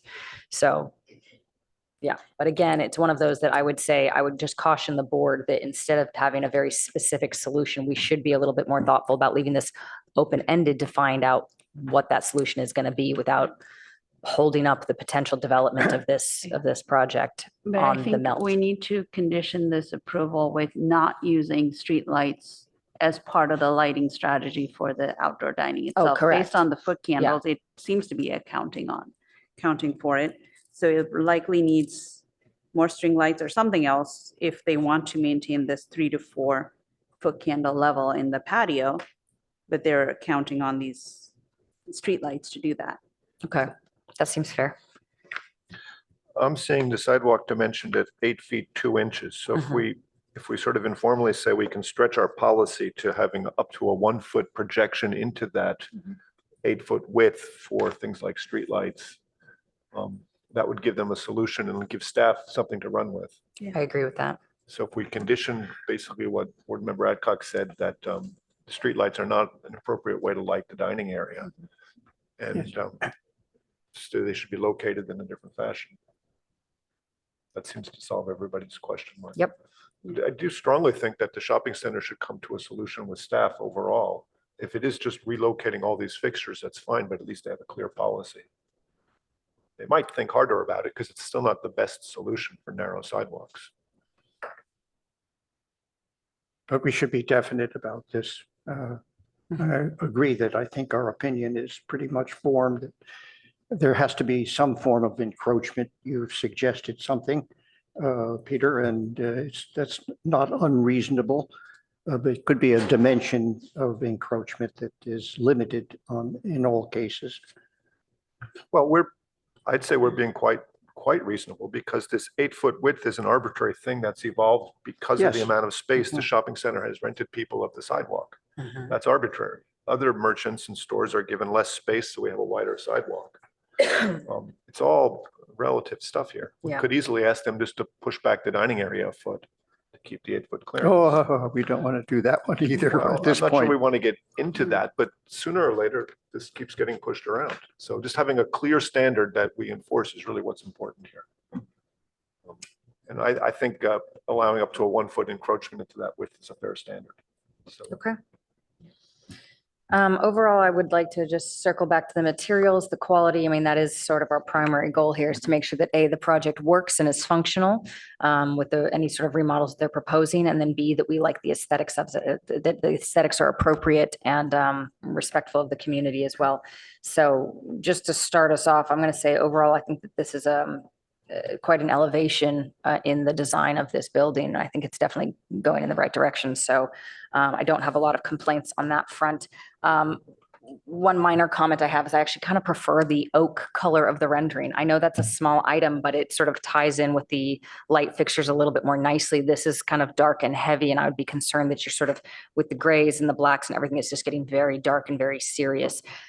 Just my opinion on it. I think there's nothing wrong with this. I don't think it's going to be a problem for the project if you decided to stay with the American walnut, but I do think that everything is just quite dark and that the renderings actually provided a bit of lightness to it and, you know, orange-ish reference. So Can agree. I think that the brick is lightening up that whole facade a little bit. So why not the outer element as well? Seems like it's just beautiful. extremely heavy with a dark black walnut look to it. I second that. In fact, I think I would insist that it goes lighter. I mean, I think looks like a natural walnut versus this is a dark stained walnut. And overall in the elevations, the color combination of the melt sign, the brick and the lighter fencing has, a language to the whole finish palette that works well together versus this is kind of part of the darker tones and it's a very different look and feel than what we're seeing on the screen.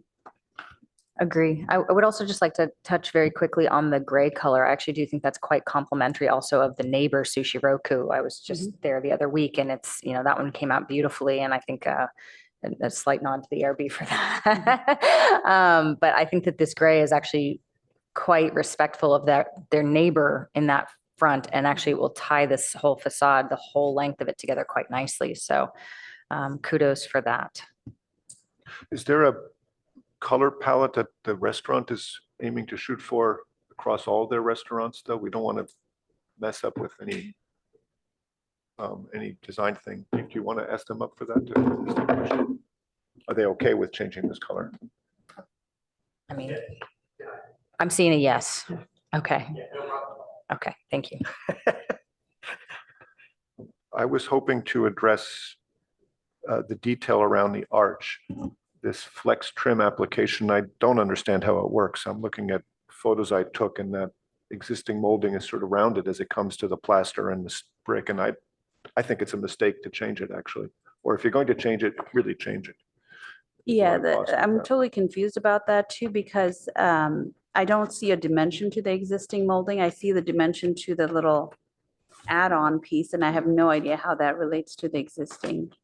Yeah, I took a bunch of photos when I was out there. I can't share them in the meeting. It's not appropriate, but take my word for it that the profile is rounded as it joins the plaster. So there's just no way for an extra piece of molding to be applied. So would your recommendation be to just paint what's existing and not add the additional piece? Exactly. I think what's there is, yeah, it's 1980s sort of retro, but just giving it a coat of paint will make it look like the rendering. Adding a piece will just look like too much. It's too bright a lipstick, in my opinion. I'm change looking at the whole thing. applicant as well, and they're giving us a nod of seeing that they're acceptable with that as well.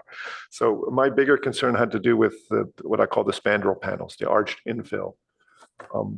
I think it's a mistake if they end up looking like the rendering where they're sort of a bright white or a brighter white. So they said that, but their rendering is showing what glass looks like when it reflects, and even dark glass reflects light. So I don't have an answer necessarily, but I support the architect's statement that they want to make them consistent across all three. That seems like a good design objective. I'm not sure some sort of metal panels might not be a better solution. Oh, I don't want to tell them what to use, but I think spandrel glass will read much better than film on the back. Oh, sorry. I was just saying that spandrel glass with a black finished coating on #2 surface will read a lot better than film on the inside. Yeah, and that's not a costs kind of thing, is it? That's just, Shouldn't be, no. yeah, I would think that's a fair thing. It's just Yeah. require that. Because even when it reflects like dark spandrel glass with a dark finish on the #2 surface will read dark. Yeah, I even think in that's the that's a reflection. better solution. Yeah. And it's an easy thing to do. And I wanted to suggest for your garage door, it seems forced to me that you have a human door next to it, which probably is for some sort of egress requirement, but having a garage door next to that with the structural element necessary to support the track is going to be really challenging. It's going to impede in the dining area and not be appropriate. You might consider a folding door instead, which would be just another series of man doors that just fold to the side.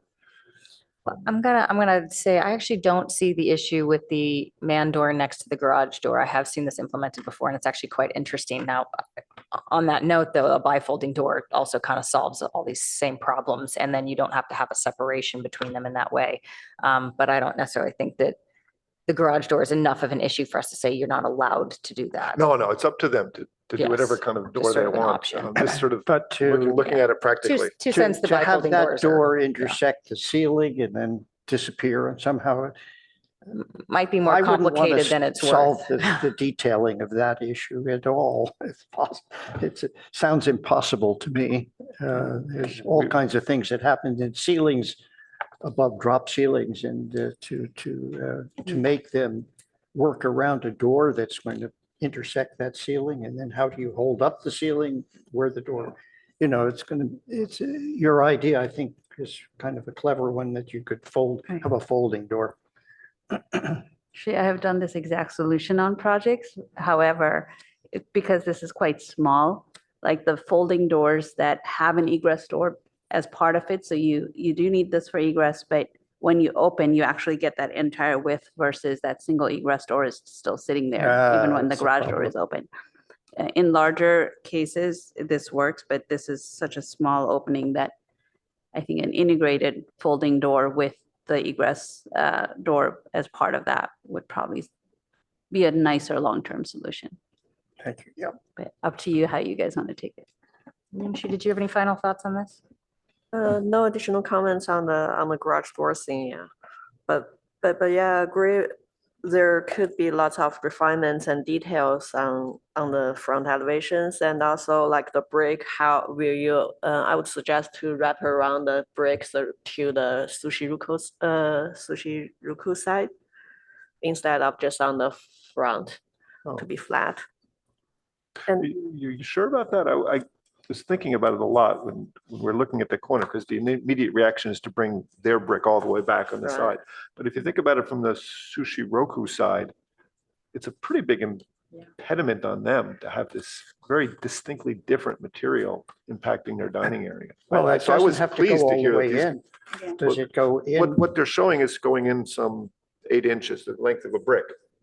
And I thought that was a very elegant solution, actually, lining it up with the Sushi Roku canopy. What is the leftover? Is it just paint a stucco? They were going to paint Or- it to match Sushi Roku's look so that they're not impacting their neighbor as much. Let me see that. And this whole thing is because they're removing that glazed door. Right. And one of the renderings caught that, I thought. Yeah. There is a rendering on the screen. Yeah, there's a rendering on the screen. So I thought that was a better solution, Board Member Chen, just because To it's take it to better the for the can- neighbor. To take it to the canopy. Yeah, Right. but I just want to make sure that if you disagree, it's good to know because we can. That's the what I clip- was, Flexible on it. that's what I was assuming. They Yeah. take it to the canopy.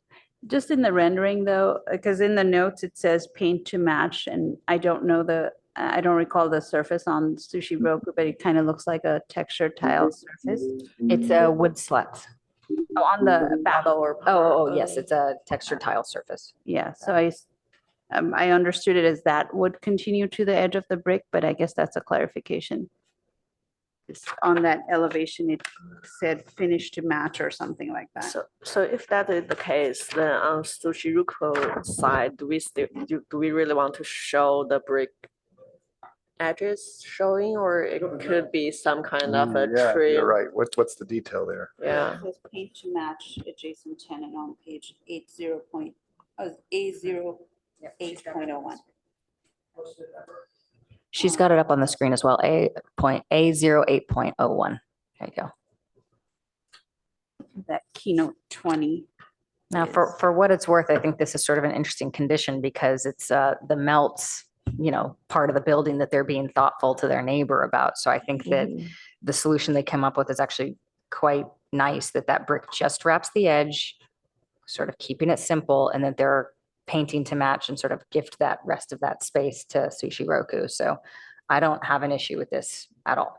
I think what they've provided as a solution, I think is appropriate and respectful. I guess just a condition or however you want to state it is that it's not just a paint, but actually finish matching, if that's the intent from the rendering.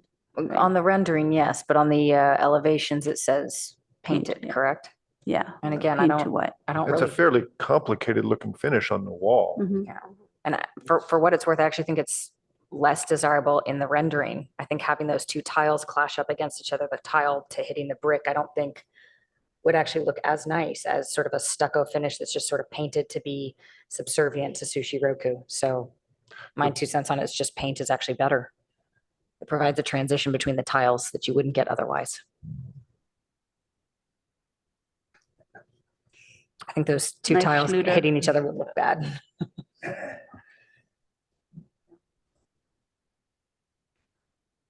Well, some sort of a plaster finish that flushed with the brick. So you Right. didn't see the edge of the thin veneer.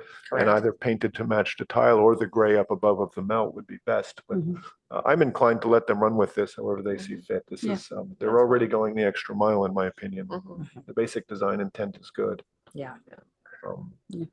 So I'm much more eager to force our weight on the light fixtures than anything else, to be honest. So if we're going to push for something, let's do that. Right. To be honest, all these materials seem pretty good. Yeah. Sure, the wood could be lighter. Let's get rid of that little flex molding. Let's Mhm. recommend spandrel glass, consider folding doors, but otherwise this is good. Okay, do we feel like we're ready for someone to make a motion? And I would also say that there's the possibility of ad hocs as well as conditions of approval. So if we want to specify one for one and one for the other, that might be a good idea. Does someone want to make a motion here? Let me try. I go move that for we it. recommend approval of this project as presented with the following modifications. One, eliminate the flex molding around the arch openings.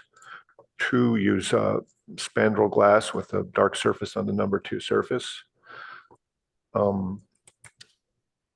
And then do not use street lighting. Do not relocate the existing street lights into the dining area. Rather allow streetlights to be relocated such that there's a 7-foot clearance maintained.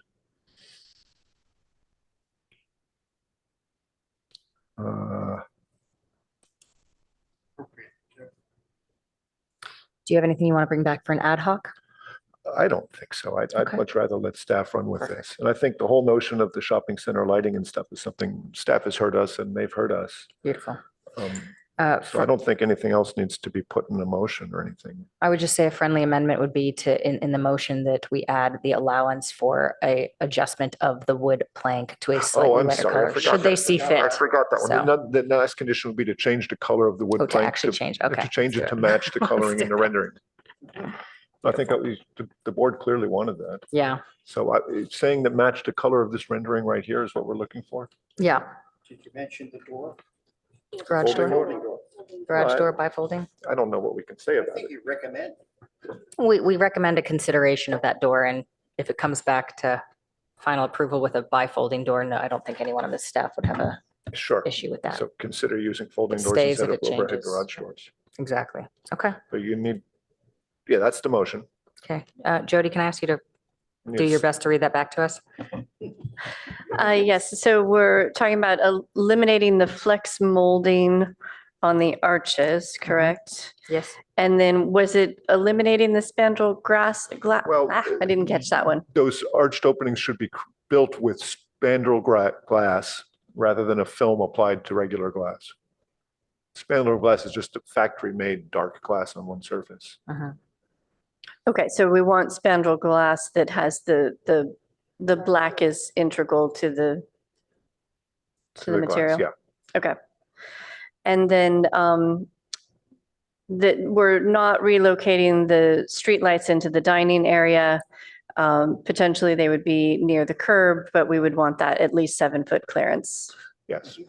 And then adjusting the, on the patio wall, adjusting the wood color to match the rendering.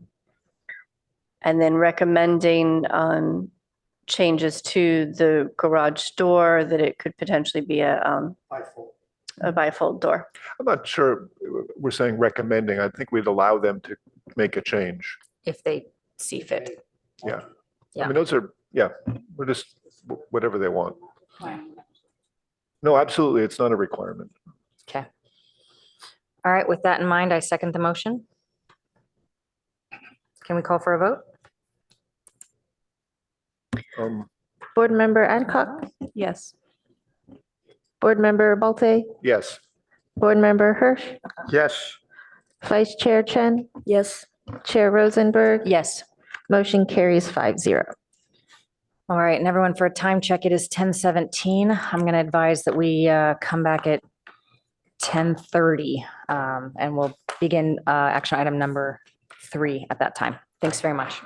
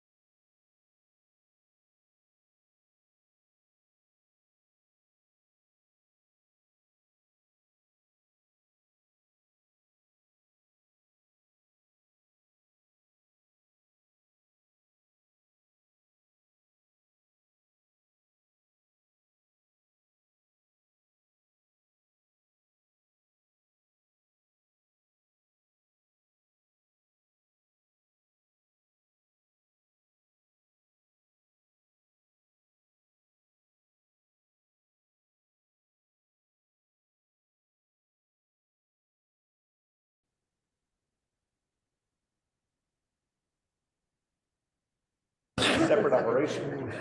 I have one of those. All right, everyone, we're at 10:30 and we'd like to begin again.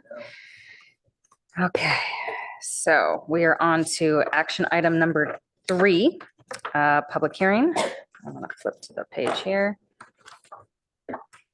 Public hearing quasi judicial for 3,000 El Camino Real, also known as Palo Alto Square. Recommendation on applicant's request for approval of a major architectural review for facade changes and site improvements associated with conversion of a vacant theater use to an office use within building number 6.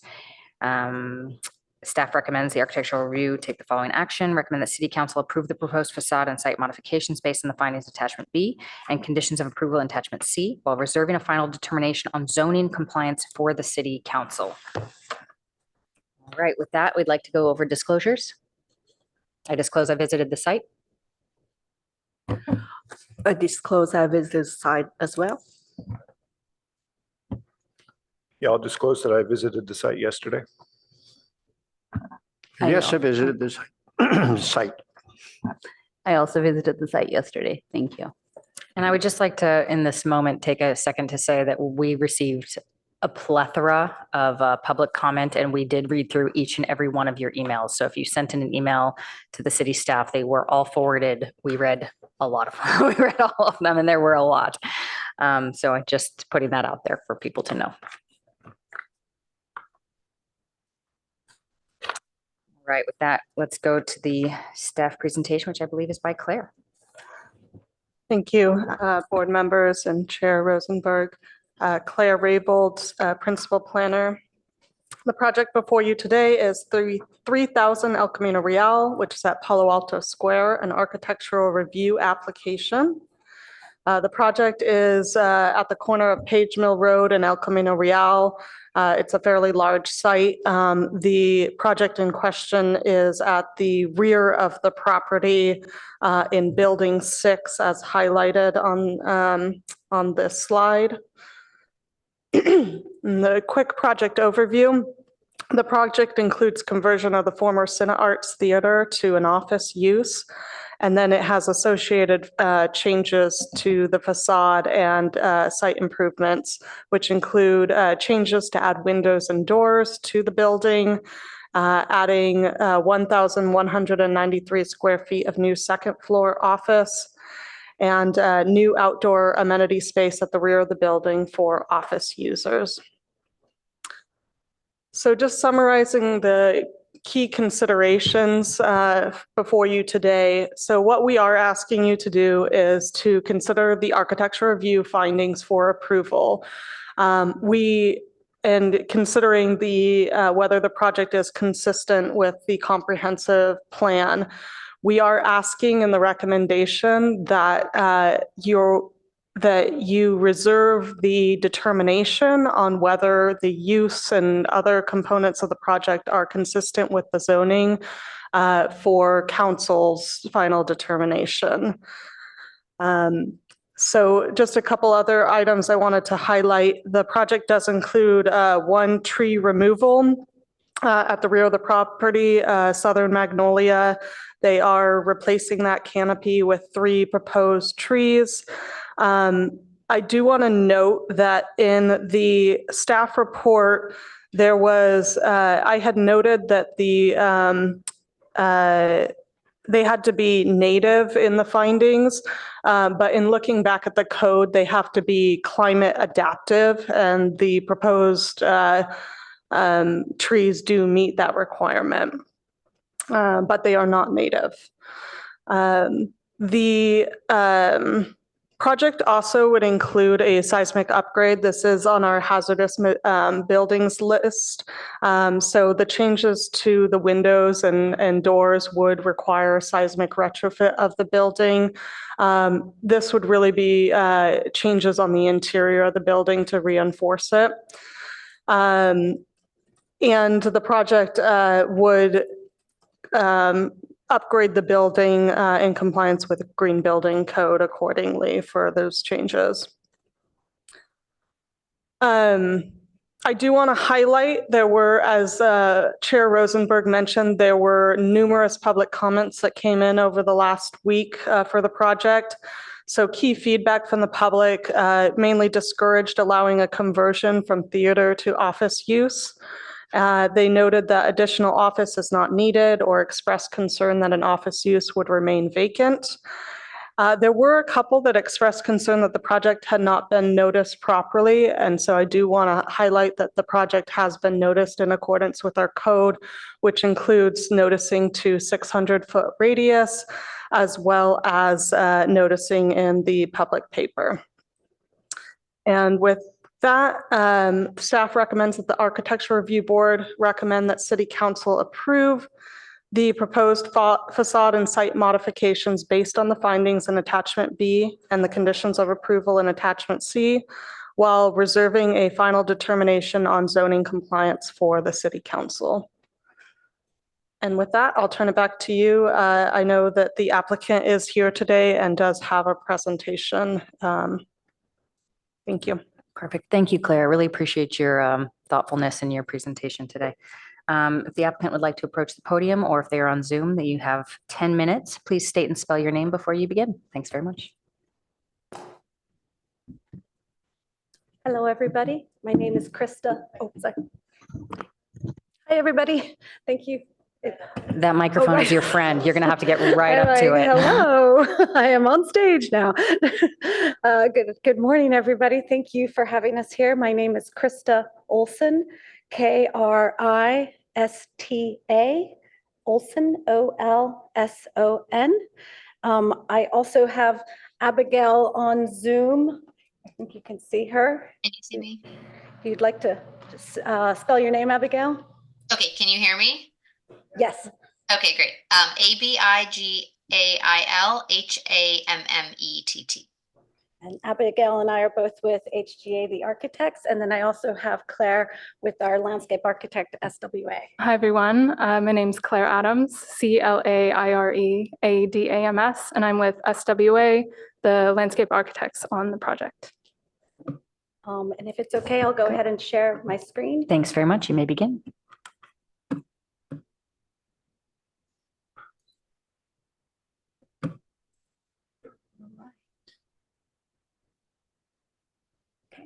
Hello, everybody. Thank you very much for having us here and for reviewing our project. Thank you for the staff planning for the document review. We're very excited about this project and bringing some vitality back into our lives and getting people out into the workspace. So here we have 3000 El Camino Real.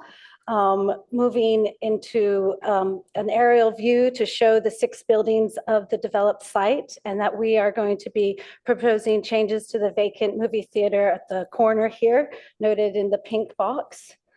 Along here, we have our site plan zooming into building number 6. There are 6 on the campus.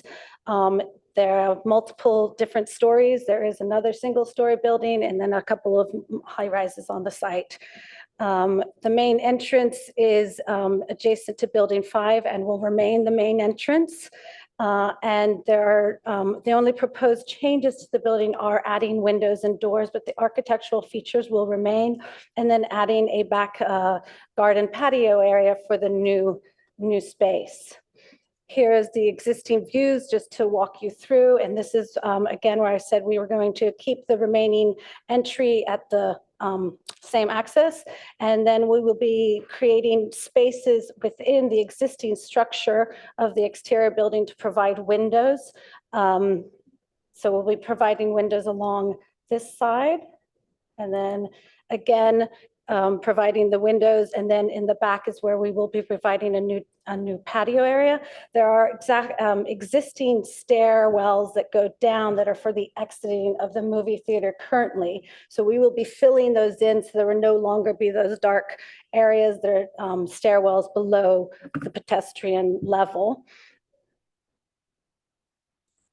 And then on the west side, we will be providing new big windows that will allow light in to the office space and allow views out to the great lawn on the side here, and also so people to see activity going on and people coming back.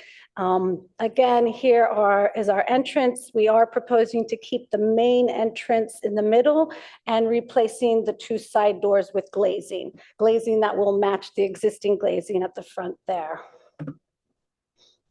So here is a rendering showing the proposed glazing on the east side here, looking west. The mullions will be in the same bronze, anodized bronze that are of the existing mullions now, and actually keeps with the Palo Alto architecture of the mid-modern century of that time.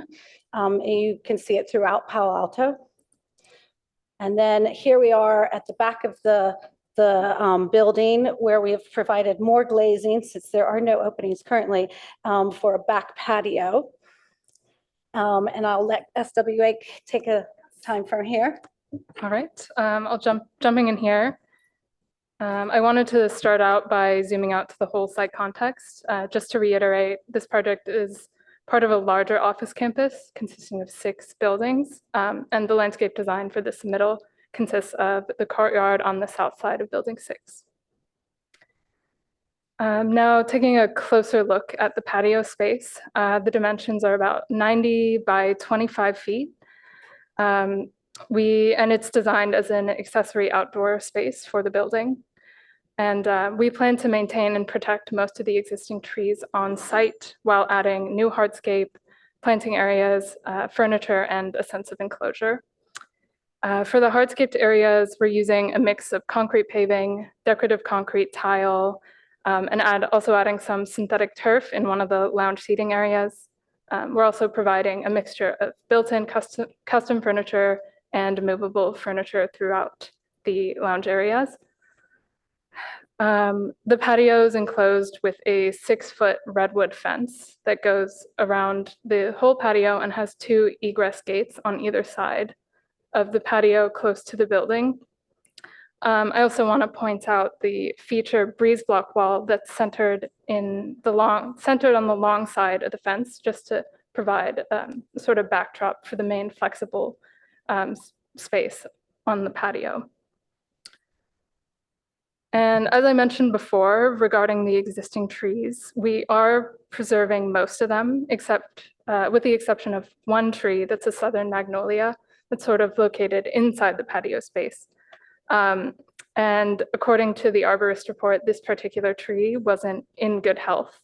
And we believe that removing it will improve the functionality of the patio space and also allow more natural light into the courtyard and into the building. There are several trees outside of the property line that we'll be protecting with fencing during construction. And there's 2 that land sort of inside the patio space, which will also be fenced and protected during construction. And regarding the fence that sort of goes close to those existing trees, the fence will have pile footings that'll be placed on site with the recommendations from the arborist to avoid any root damage.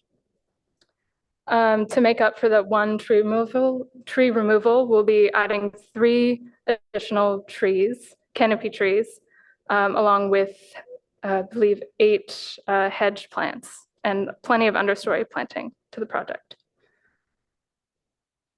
Just to finish off, providing some material images that we plan on using for the project. On the left side, showing our understory planting selections, and our tree selections will be using Swan Hill olives and Grecian laurels. And all of these trees are low water usage and drought tolerant. In the middle, you can see our movable furniture selections, and then towards the right of the page, our hardscape selections. We'll be using cast in place concrete and some decorative concrete tile. And then towards the top, you can see an example of what the redwood fence might look like. And we do have some bollard lighting placed within the planting areas, but they're relatively small and pointing downwards. And with that, I'll hand it back to HG. Keeping with the finished palette, back to the building, we will be keeping the existing concrete walls and columns and keeping the paint. We will be adding a mechanical screen to the, I'm sorry, we'll be replacing the existing mechanical screen with a new mechanical screen, which is slightly larger, but it will be perforated metal and then painted the same color as the building. So the image on the left is what the material looks like, and then the color is the paint to the right of that. We will be providing new high-performance glazing in the areas of where we are putting in the glazing. Moving to the interior, we are proposing that this become an office space to bring people in and out. With that, we would have to include additional mechanical, and since that's why, that is why we are increasing the mechanical screen slightly in width, and we have increased the height to 6 feet, but it is still within the required code heights. As mentioned, we are increasing the square footage slightly on the mezzanine level to make it more usable, and that way we can provide 2 staircases. Currently, one of the staircases is more of a, it's to go up to what was the projector room, so it's not accessible and doesn't meet code, so adding additional staircase. And then a section, just so you can get a feel, we have the mechanical screen on the top, and then it shows you the double-heighted space inside. So here we get to the exciting architectural features of the building. This is showing the west side, which would looks out onto the Great Lawn, looking into the office space, providing the double-heighted windows, providing more light, being able to see out, see in, versus with the big solid panels, the building is more turning its back on you. Now we're saying, hey, we're inviting you in. Let's communicate to each other.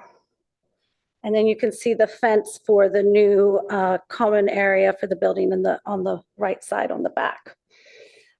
Here we go to the front of the building. So we are proposing to add some clear story at the top above the doors to get some light to come in.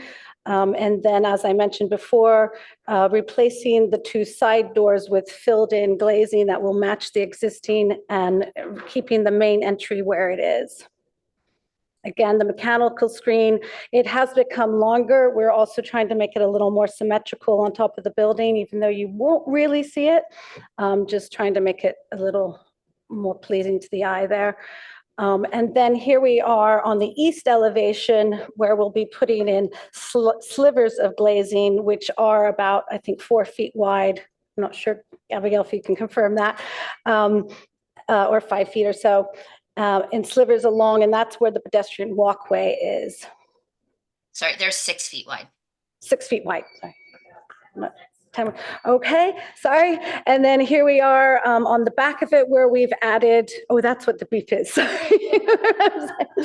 where we've added glazing again to just bring life inside and outside. And here we have the final renderings where you can see the large glazing looking out onto the common space, really bringing the 2 together and having them talk to each other. Whereas before, the vacant building really felt like it was turning its back on the people. Great. Thank you very much for your presentation. Appreciate it. All right, Veronica, at this time, how many public speaker cards do we have? I have 1 speaker card. There's 4 people on Zoom, but no raised hands yet. Okay. Could the people on Zoom kindly raise your hand at this time if you wish to be speaking as part of the public comment?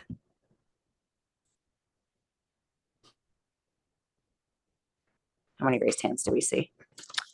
No raised hands, so just 1 speaker card from Herb Borak. Okay, so if there's just 1 speaker, we'd love to invite them up to say their piece. You'll have 3 minutes. Thank you very much.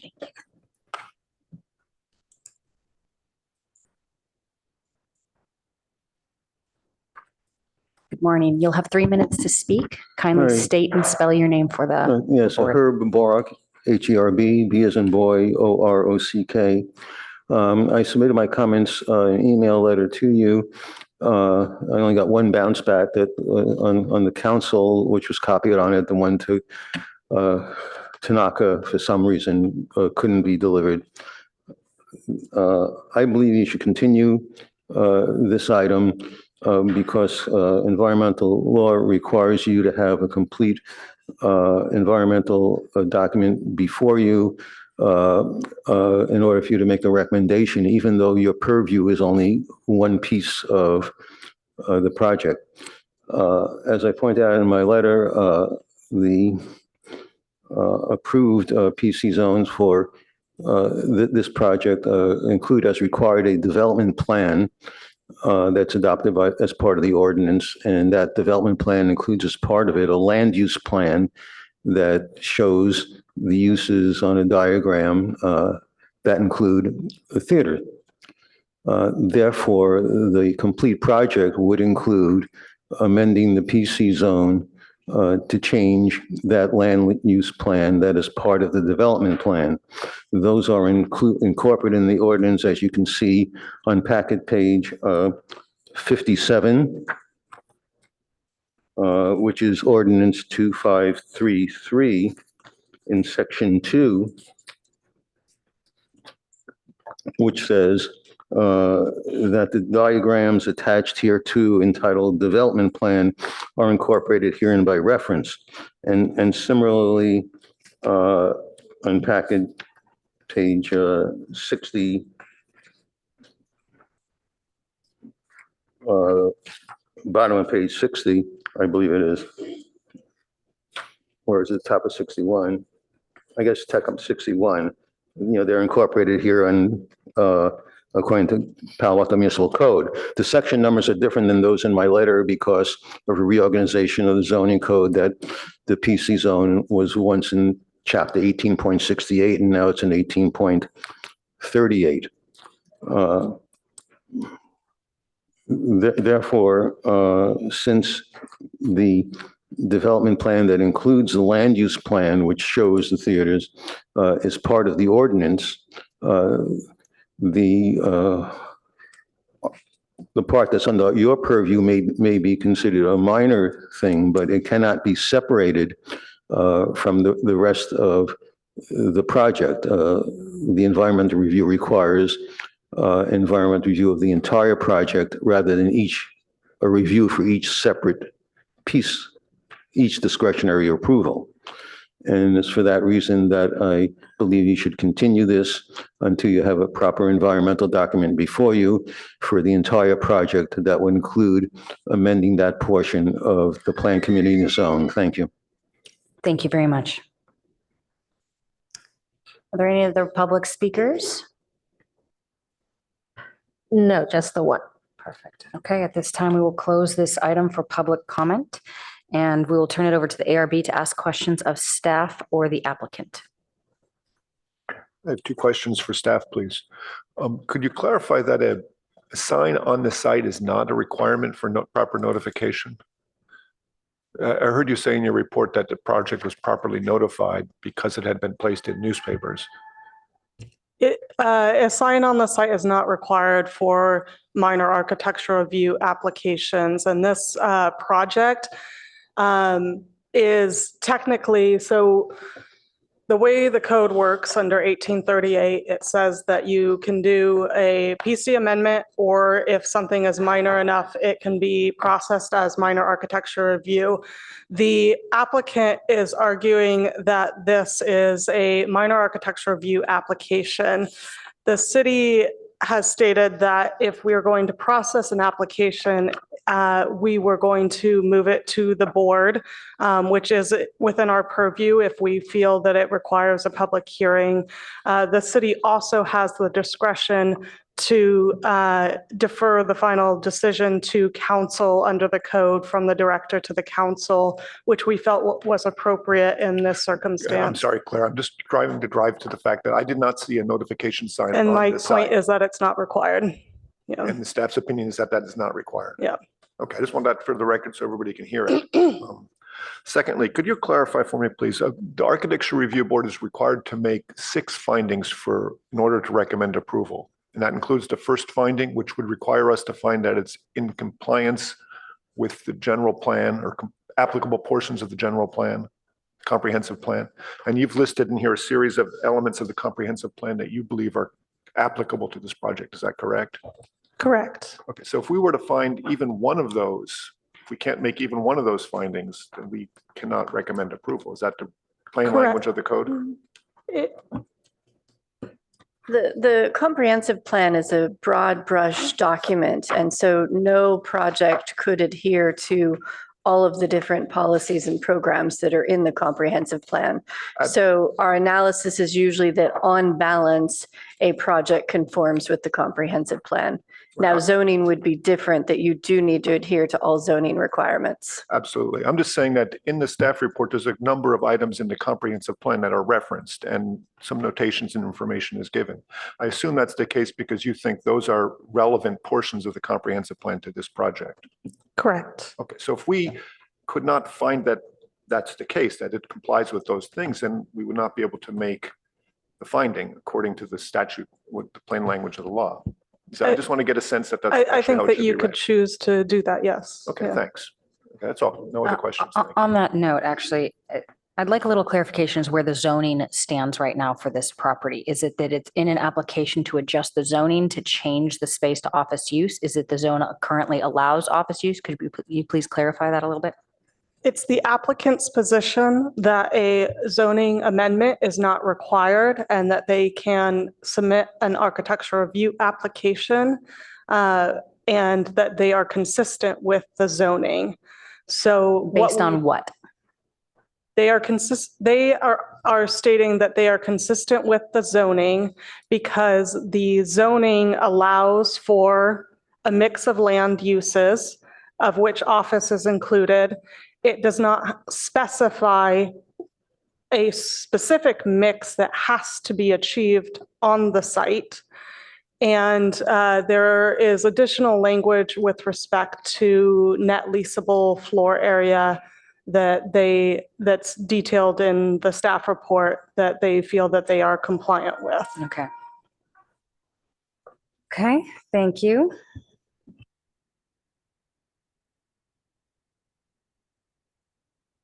I am sure we have more questions. Give us a second. Board Member Chen? Yes, I do have questions, if you want to go first. Yeah, I do have a couple questions. Actually, I have one more question for the staff. So on the packet page 45, on top of the page, it is said it is unclear, however, whether the buildings comply with the requirements for distribution of square footage between the ground and second floor. So could you please clarify which code sections we could look into to find out, like, because for this project, they do added square footage on the second floor. Yeah, so it's in the packet is the PC zoning for the site. So what it specifies is that, I'll find the exact language, hold on one second. And if when you do locate it, could you kindly announce the packet page as well? Sorry. On page 44, right? Oh, 44 and 45.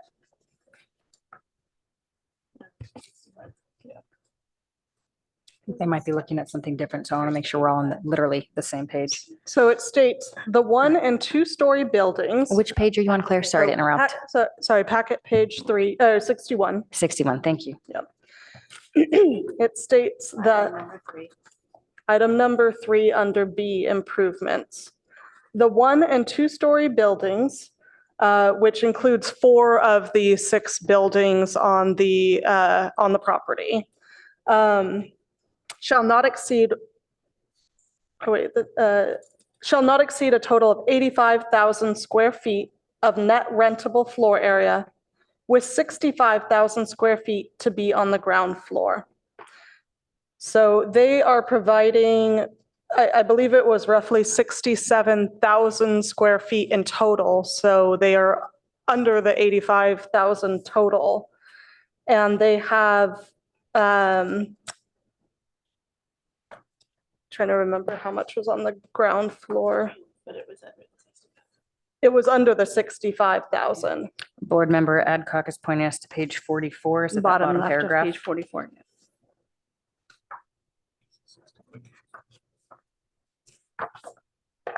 And it says here 45,865 square feet on the first floor. Page 45. And page 45, packet 44. page 44 has the actual square footages. So they have 45,000 on roughly on the ground floor and 22,000 on the second floor.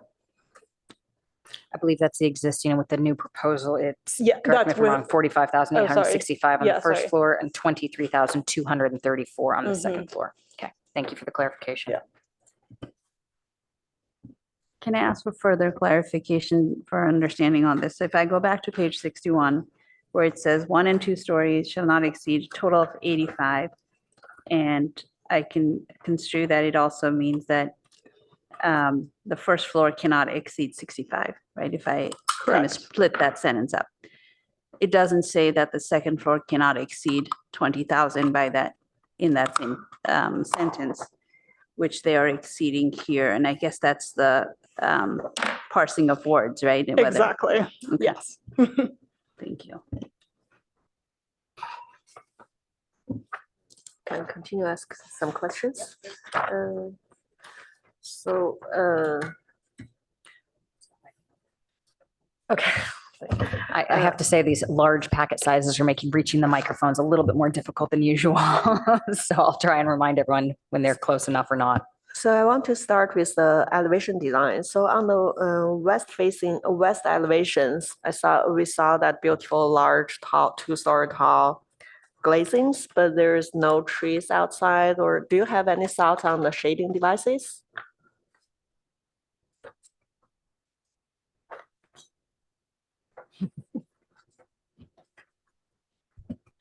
And for the applicant, you can feel free to sort of sit in that front row. You might need to stand up and sit down a couple of times as we're talking to you, so feel free.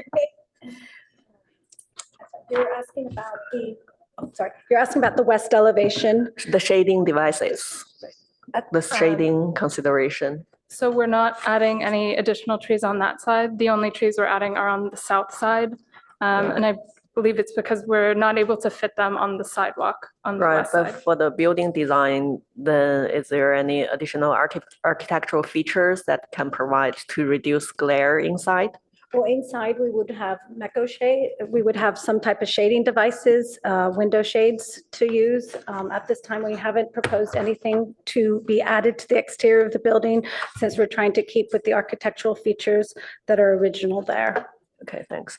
And for the south elevation, I saw it's a symmetrical building, but for the south elevation, it seems like it's not symmetrical with the two green walls. One is at the end and the other is more towards the center. And so that would have to do with what could be proposed on the inside.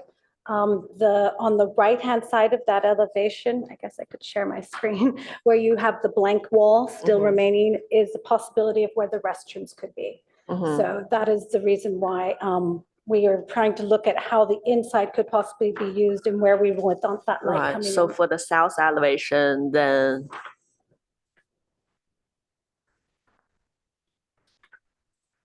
you have the doors open to the backyard that is at the center, and then the solid wall with the green screens that is one next to the door and the other at the corner. I want to know the design intent of it, and then which means the stair next to the door will be exposed, like you can see through the stairs inside. Do you have any detailed thoughts about the stair design in this case? On the interior? Uh-huh. At this time, we do not have the stair design. We just know how many runs it needs to have. And do you have any interior design plans for an elevator? At this time, no, we do not need one per code. We are meeting the mezzanine code requirements, so an elevator is not required, and we will provide the same features on the first floor. Any features that are on the second floor would definitely be provided on the first floor, and therefore we're not required to provide an elevator. And for the landscape design, and I noticed you use the turf that is not the real grass. Could you please explain that why? Yes, so we wanted to keep our material selection low water usage. So all of the understory planting that we're using is low water usage and drought tolerant, and lawn or traditional real lawn is a little bit too high water usage. So we opted out for synthetic turf. Okay, and for the breeze block wall, the breeze block, could you please tell the scale of it, like how tall each block it is and how you will use it in your case? So the breeze block feature wall, the base will be CMU blocks. I believe they're 6-inch in height, and then the breeze blocks will be on the upper portion of the wall. I believe they're around 4 inches in height, and it'll just provide some views toward the outside, but the CMU base, still provides protection. So if we see the sheet L1.02, there is the material, the color board to show the material breeze block wall. I just want to understand, it's L1.02, the materials.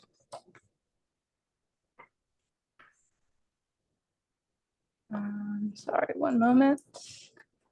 It's L sheet, L1.02. Okay, here we go. Yeah.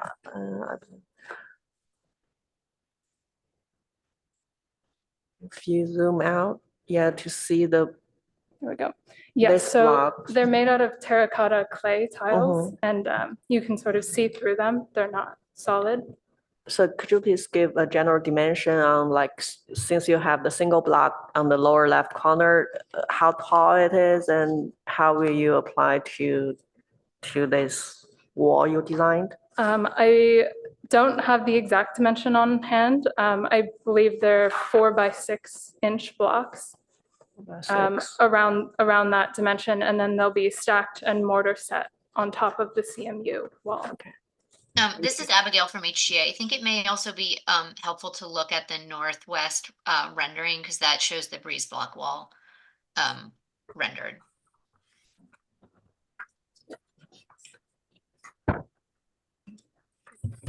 Oh, in the presentation. Yeah, in the presentation, it is sheet 10 in the presentation.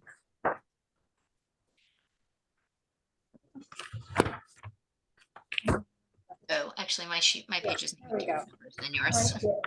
There it is. Looking at the elevation, we have the CMU at the bottom. Sorry. We have the CMU at the bottom, creating more of a foundation for the wall, and then you'll have the clay, breeze blocks on top. Okay, and like you said, it has visibility through it. So we're not just putting another blank wall, we're creating that connection between the two spaces. I think the question is more in regards to, you notice how there's some horizontal banding created by the coursing, right? Oh, okay. Is that accurate? Is it going to be stacked 5 high or is it going to be stacked 12 high? That's why we're trying to figure out, like, because if there's a bunch of stripes across there, it will have a very different look. So if I can and also on sheet L2.01, you have the section there. I assume you're talking about the upper portion to be the breeze block. Yes, let me actually pull up the detail. This part. Yeah. Or, yeah, and there's some discrepancy between the rendering that shows all of it being breeze block and some of the sections and some of the other images that we just saw where it shows a bit more CMU and sort of a breeze block infill panel. Right. So we're trying to get some clarification of what's actually the design intent here. Let me just pull up the elevation. Okay, here's the most current design. So I think the rendering that was just shown previously had a little bit of an outdated. Yeah, I think. So this section of wall is predominantly CMU, and there's only a small portion that is breeze block that you can actually see through. Yes. That is kind of like the 2 layers? Yeah, so it'll be 2 layers of breeze block stacked on top of each other. And the total height is 7 feet. So it's primarily solid with a small portion of breeze block. And 7 feet, yeah. Okay, thanks. I think that's my question for now. I have a few questions, if I may go next. Thank you. Thanks for your presentation. I have some questions regarding the glazing. Well, first is, I understand this building to be concrete. Is it precast panels, and are you intending to like remove certain panels? Is that how you're getting to windows, like for instance, on the east and west sides? Like you're basically taking out big chunks and putting glazing. And Are those discrete precast panels? I'm not completely sure. I'm not sure if Abigail, you know, but a part of putting the glazing in would also spark doing some structural seismic upgrades. So by putting the glazing, it is enabling us to do a better seismic upgrade. Oh, can you help? Hi, good morning. My name is Jared Willis, Jared Willis. I'm a director of construction with Hudson Pacific and in charge of this project. So yes, those are precast concrete, which we would largely saw cut out and then replace with a structural system on the inside to resupport that shear activity of those walls, and then replace the glazing in place. So are these intended to be like curtain wall? Because these are like 20 feet tall. Yeah, I mean, these are like an exterior kind of curtain wall type, matching the similar to the existing glazing. Okay. And is the mullion pattern shown actual intention, like about 12 feet or so tall glazing up top and about 8 feet down on the lower sections? Like for instance, if I lost where my finger was on the right page. Would you mind scrolling down to the next elevation page? Yeah, can we go to an elevation page? There we go. So the mullion lines you're asking about on this side are lining up with the new doors that will be added to the backside and the doors on the front side. And then the other mullions will try and mimic what is existing on that front for when you. The horizontal mullion? Here for like the spacing of the vertical mullions. So actually, if you go to the page before this, there's a horizontal mullion that is roughly 8 feet maybe So that from the floor. horizontal mullion is looping back around to the existing entry doors.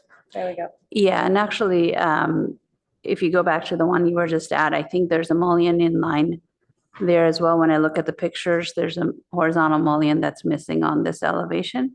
I On think this that's ele- what, over on the right, yeah. But mhm. those are existing windows. Correct, but I think the existing picture Oh, you shows mean a our horizontal renderings mullion missing? on it. Is that what you're trying to match? I guess is my question. Yes. Okay. And then glazing wise, I think I saw in your material that it's like, clear glazing. I think existing is like kind of a bronze Yeah, tinted. has a bronze In tint. all of the other, like these large openings that you're doing, are you intending to do bronze tinted as well, or like clear glazing? No, we would keep with the bronze anodized mullion, and then we would propose a more clear low E glass glazing, high performance that will meet Title 24. The bronze glazing was of that era, and it is a single pane glazing. And so we'll be replacing that with dual pane. And to get the bronze tint is very difficult these days. And I would not recommend it because it makes it very dark inside. Right. And so we would like to have the clear, so you have that transparency between the inside and outside. Yeah. So more And like there's- a and there's greenish no- tint solar bands 90 kind of glass is what you're intending? Like it'll be a greenish tint if it's high performance glass? Or are you intending like, low E? Low iron, I mean. Low iron, it wouldn't be clear like Apple. I have to be very clear about that. It will have, we're not putting a shine on it, but just the way the glass reacts this day with the glass, that kind of like the earlier project, it will have a little bit of reflectivity depending on the time of the day, but it is a clear glass. So depending on how the light hits it at certain times of the day. Okay.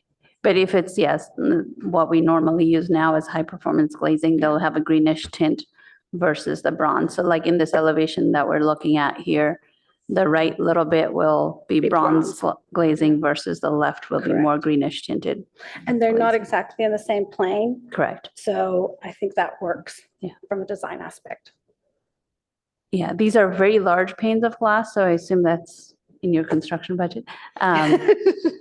Other than saw cutting these very large panels. I think, yeah, that was my question regarding glazing. Thank you. Okay, thank you.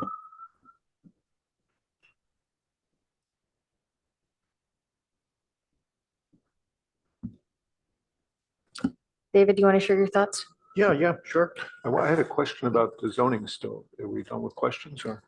No, I think let's get through some more of the architectural questions. We can circle back to zoning because that is a big ticket item. But so David, do you have any questions for the good- applicant or good staff? thought. So outside on the west side, I guess there are stairs that lead to a cellar area under the floor. There are no cellar plans that I could see.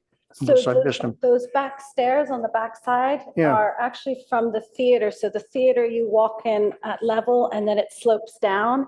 And then there's egress doors at the bottom of that slope, and that's what those are. And so they're actually dwellings. So you then would exit coming out. So we're proposing to remove or fill in those stairwells that go down, and then it would just become one level area. So you're getting rid of those areas that are not always the safest spaces in open public areas. David, you're leading right into my questions, so.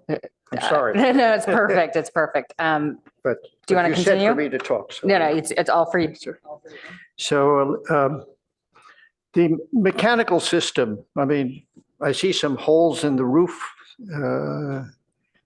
So there would have to be a mechanical upgrade done, hence one of the reasons why we have expanded the mechanical screen on top to accommodate additional mechanical equipment, because that going from a theater where it's just one main space and a couple little ones, we're going to be going to have conference rooms, offices, and open space. So we are going to require probably a larger mechanical. So it's going to come later, basically, is what you're saying? Yes, when the interiors are done. But you didn't kind of indicate a drop ceiling or so far that I could see that.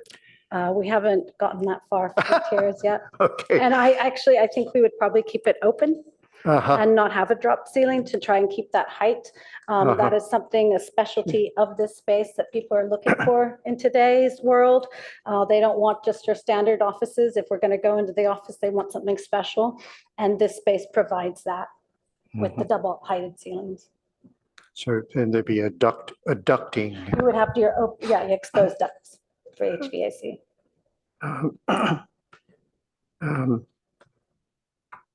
So the location and the mechanicals are kind of still up in the air. The mechanical equipment will be on the roof like it is currently. But is that a fixed location where you're showing the mechanicals, or might it move? I think we would keep it where it is. We wouldn't want to move it to another location.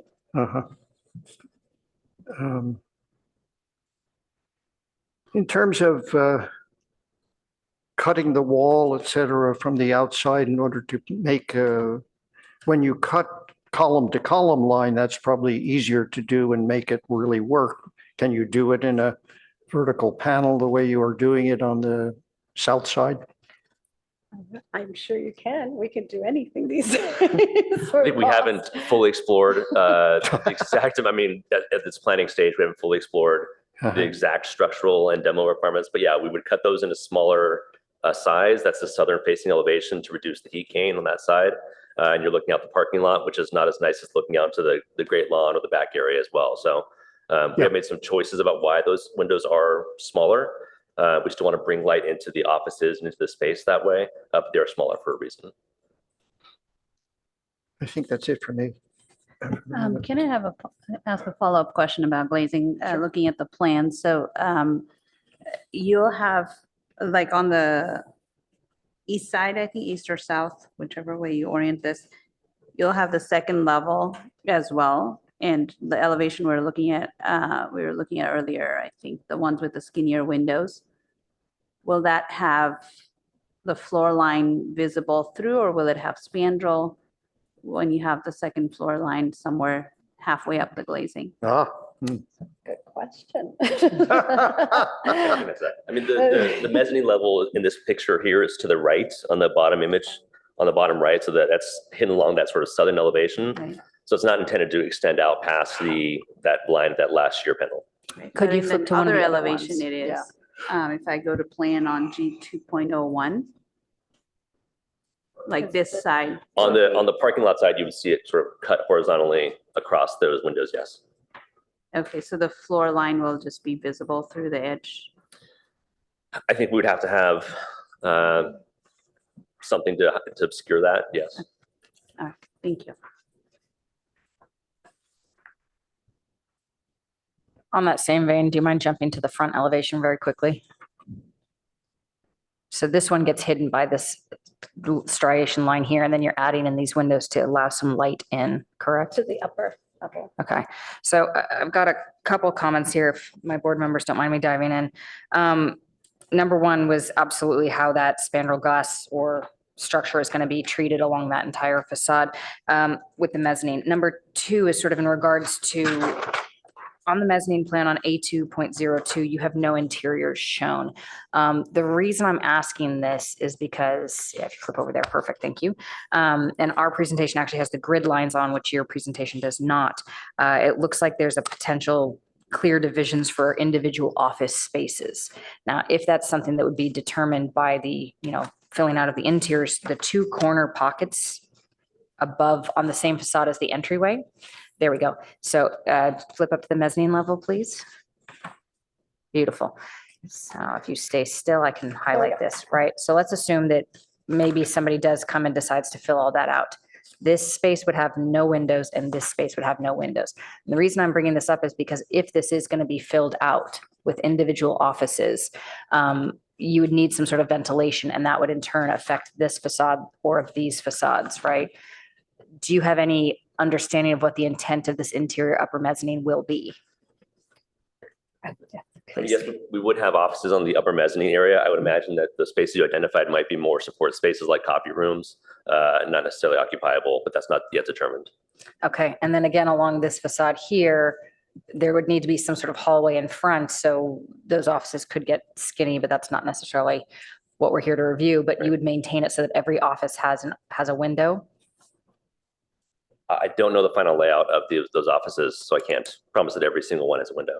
Understood. I guess here's my concern is that we're looking at an exterior of a building that's doing some pretty dramatic changes to windows, and we don't know what the inside is going to look like. So, and they are related. Yeah. So we're wondering how much of this has been thought through. And if the answer is we're just not there yet, that's a fair answer.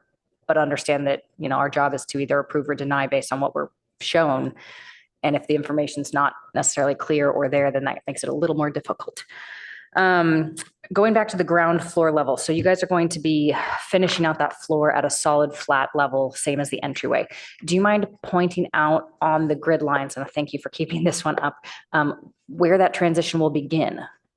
So is it starting at the R grid line? Is it, because I believe that from my memory, last time I was at Cine Arts, which has been a minute, there's the entry lobby, but I don't know exactly where that floor starts to fall and how deep it gets. It's roughly about the R line. There are existing restrooms, one on each side, and after you get past that front mezzanine, so it's roughly about there. I'm not exact, but it's roughly about there. And then it slopes down in the direction of the arrow I just drew. Correct. And then we have sort of the staircases here and here. Yes. Okay, and do you know the depth of that and how much you'll need to fill in? And if you jump to the sections, we can take a look at that as well, because that is something that I noticed was not in the sections. You're not showing this subfloor and what's being filled in. And I think that's sort of an important element to note. Yeah, I don't know if I have the exact amount of fill identified here.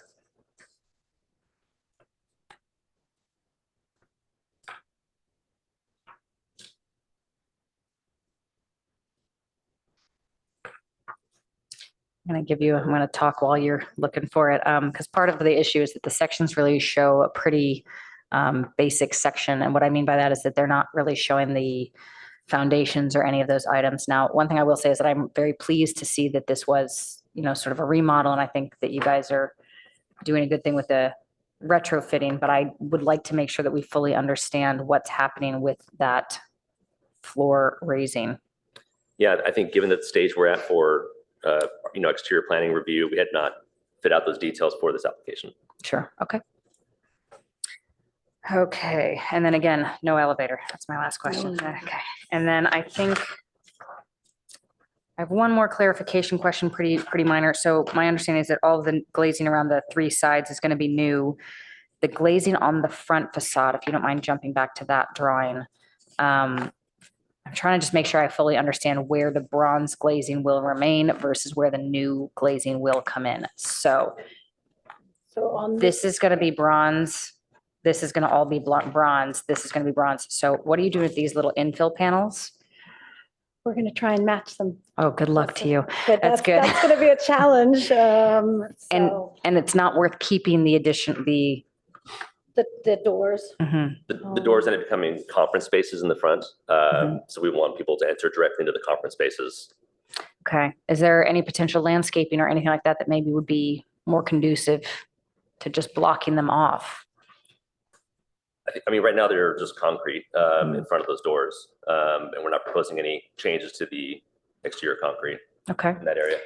All right. And then one more final question. Is there any sort of canopy existing above the entryway? No, there are some members that jut out, Yep. but we might Is have there, this. is there any proposal for a canopy above the entryway? No, I mean, you can see here in this image how they sort of jut up. There's not a.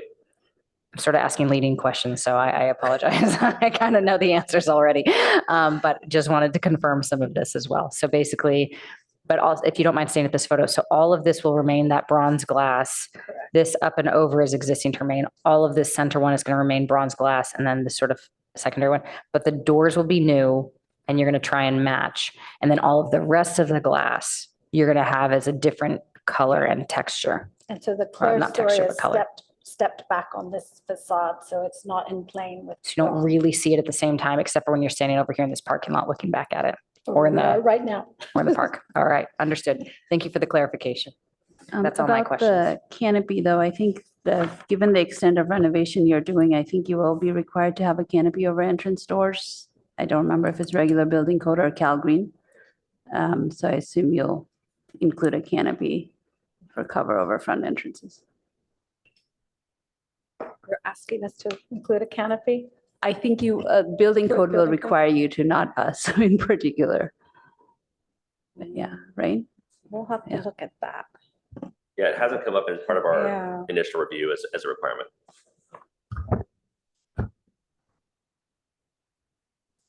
Is there anything else on the architectural elements that we have questions about? Because I do believe we want to get back to the zoning questions and fully understanding that. Any other? Oh, I have one more actually. Will you be power washing this building or will you be painting? We intend to keep the original concrete, so we would have to clean it in some way to remove the ivy. Yes. So yes, some sort of power washing, but not Okay. intending to paint the existing concrete. Okay, because that was part of my ivy leaves a footprint, right? Yes. And so Yeah, again, at this stage, we haven't explored all the details, but yes, we'd have to clean it in some fashion to restore it back to the original concrete look. Okay, great, thank you. Well, one more question, please. On the packet, it says you will remove 14 short-term bicycle parkings. Could you please show on the site plan where it is? The bicycle parking that we are. Yeah, it is to remove 14 total short-term bicycle parking space. We do adjacent to- have. There is a short-term parking in the sort of tree grove on the south side, which I think would need to be removed for the construction. But I don't think we are intending to delete bike parking on the site. Okay, thank you for the clarification. But there is an existing sort of bike rack parking structure back there that we would need to move. Yeah, I had noted in the staff report, sorry, that they were removing it. It was unclear, but in looking further at it, I realized that it's actually on the neighboring property and it's proposed to remain. Okay, thank you for the clarification. Great question. And then I have one more question about the interiors, and I believe we'll circle back to zoning unless someone else has something. Do you have any pathing or progress for where the trash will be? Or is that still part of the interiors that you've not yet gotten to?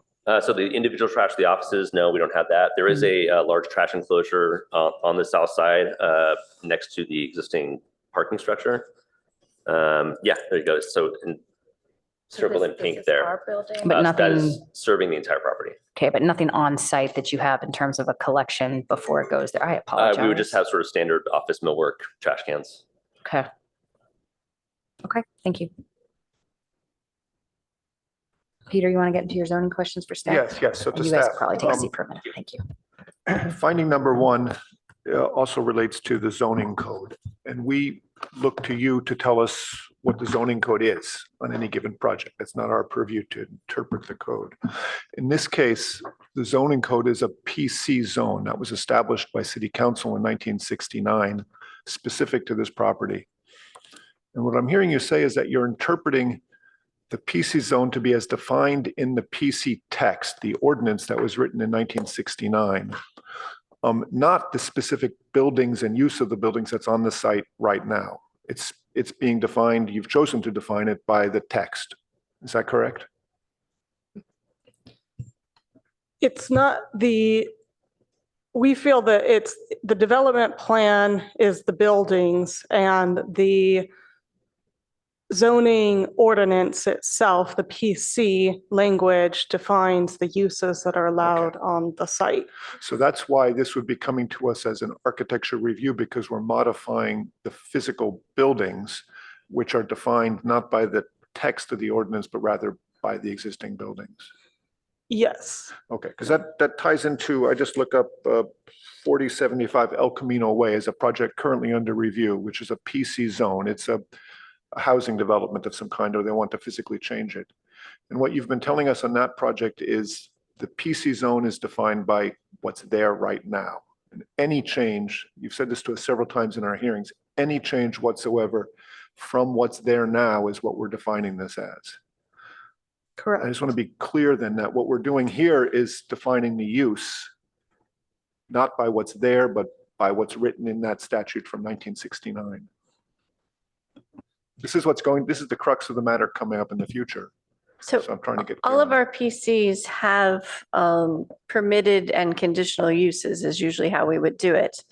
And we know that over time, buildings are going to, the uses inside of the structure are going to change over time. Mm-hmm. And so to the best of our abilities, we write the PC in such a way that we do allow for changes of uses.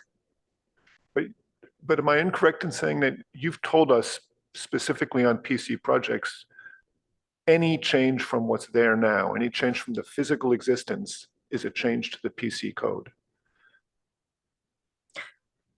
The code allows for minor changes to a PC through the staff level architecture review process. So if someone needed to add a door or, add some mechanical equipment, things of that nature, we would do that through the architecture review process. And that's what we're doing here. These are basically, window and door changes. But the one down on 4075 El Camino Way is a housing development, and they want to add additional apartments. Mm-hmm. So that's, I think, properly said to be a modification to the existing PC ordinance. Correct, And that's why it's because coming to us as an approval. their PC specified how many units they could have Right. on their property, and they are exceeding that now. And if they wanted to change the use, if they had wanted. Also on the 4075, you're talking about the envelope of the building is getting larger. And so that's the other reason that we need the PC change. Right. So I think that's the correct interpretation, what you're doing there. But if they wanted to change the use of that as well, so as they wanted to add a coffee shop there, would that be allowed? Or does that have to go back to council for modifying the PC? That's certainly not something the architecture board would change. We'd have to look at that ordinance and see what the permitted uses are. I think that is a fundamental question that what we are asking council ultimately, because in that case, the ordinance specified this is for a senior use, period. Right. And it didn't specify that other mixes of uses could be allowed or not changing the mix of uses. In this case, there is a list of permitted uses and conditionally permitted uses for the site. Right. And so the fundamental question for council is this change in the use allowed if you're changing the mix of uses on the site? And I think that there were a couple other interpretations that we want them to make as well related to net leasable floor area and whatnot. But yeah, so that circles to my fundamental question of basically saying we don't fully know what the zoning is applicable to this project. We're waiting for council to give us direction which zoning applies. So how are we able to make a finding that it's compliant with that zoning when the zoning's not defined? And I think that's why we phrased the recommendation is that we want you to make a recommendation with the caveat that that recommendation is ultimately leaving the decision. Like if council feels that the project is consistent with the zoning, they would make a decision to approve the project. If they fundamentally feel that it is not consistent with the zoning, then they would recommend denial, or they would deny the Yeah, project. so to my colleagues, what they're asking us to do is ignore finding number one in this case. It's like putting the cart in front of the horse. a Okay, little well, bit. thanks. You answered. But yeah. I think that's the crux of the matter. So thank you. All right, do we have any other questions for staff? Follow-up or the- question, yeah. Sorry, before we jump in, do you have a question for staff or the applicant? Applicant. Applicant. Looking at the south side and where you're going to create windows that are partial in the infill bays. And so I asked the question, what happens when you cut it? But the other aspect to this is that at present, I think the whole surface is covered with ivy. So we're not really looking at what's really there. Looking more detailed at the images of this, though. Are you going to repeat the vertical divisions in the way in which you treat that surface? What's going to happen is this, how are you treating the surfaces of the panels that you're cutting? I mean, how are they designed? What aspect of design is going to be what's left? So again, we're leaving the existing concrete panels. Which are ribbed, I think, vertically ribbed. They match what, I mean, you can see not all of it's, I think there are portions of it in sort of a span application that are ribbed, but the majority is sort of a flat concrete. Those panels are all flat concrete? Well, if you go back to that image, what we share. If you can zoom to right here. The ivy. They look here, look to the side. So I think, yeah, so as I mentioned, there is some spandrel sort of application at that top above the windows there. But if you look to the far right, you see more of a flat concrete panel. Okay, so the only ribbed sections are really between the top parapet, whatever, and the framing of the kind of vertical, how do you describe those column elements of some sort? That's good. Here's another, this is. So everything below that is a flush surface on the infill panel? Yeah, if you look at this where the ivy has sort of died over time, you can see Yeah. it's a relatively flat surface behind that ivy. Relatively. It's pockmarked, it's natural cement. I mean, it's There's no ribbing in there whatsoever? I don't believe, no. Oh, okay, then. You can see that, again, that spandrel application at the very top, that ribbing. Yes, you see it, it's accentuated in those areas. I can see that. But just not on the lower portions. Okay, you've clarified that for me. Thank you. Okay, to my colleagues, I think we're going to close this portion for the questions to the applicant and the staff, and let's have a discussion amongst ourselves and come to a determination here. If it's all right, I would like to start us off. I have some thoughts that, number one, I really appreciate the concept that this would be a remodel, right? That this is a pretty notable not historic, but it's a pretty notable building in this community and that really should be preserved and maintained. And I think the intent of the exterior design is very thoughtful and very beautiful. So I do want to make sure that that's crystal clear. My overarching concern is that I have a very hard time approving something when we really don't know what's happening inside. And if it's going to affect the outside, if there needs to be a new window added, something like that, it just seems that there's portions of this that really haven't solidified yet. Regardless of the zoning, regardless of all that, sort of assuming that this could get approved as an office space. I'm still uncomfortable with the interior to exterior items that have not been resolved. I feel like on most of the other projects we look at, we're asking about trash corridors. We're asking about how people are going to get up and down places. We're talking about all sorts of things here that in this one, I just feel like aren't quite solidified yet. But I do have a sincere appreciation for the work that's been done on the exterior skinning of it, the beauty of it, the attention to detail on sort of maintaining the existing. do have a little concern for keeping the bronze. That bums me out a little bit. I think that it should be upgraded to something newer. Also, attention to the landscaping, I think, is quite nice. However, I have a lot of trouble approving something when we don't know whether or not it's even allowed. And to just, if I may, on a personal note, with my own opinion, I do think, after spending my entire life in Palo Alto and visiting Cine Arts more than once, and reading through all of the public comments that came in, I do have a serious concern about whether we do need more office space.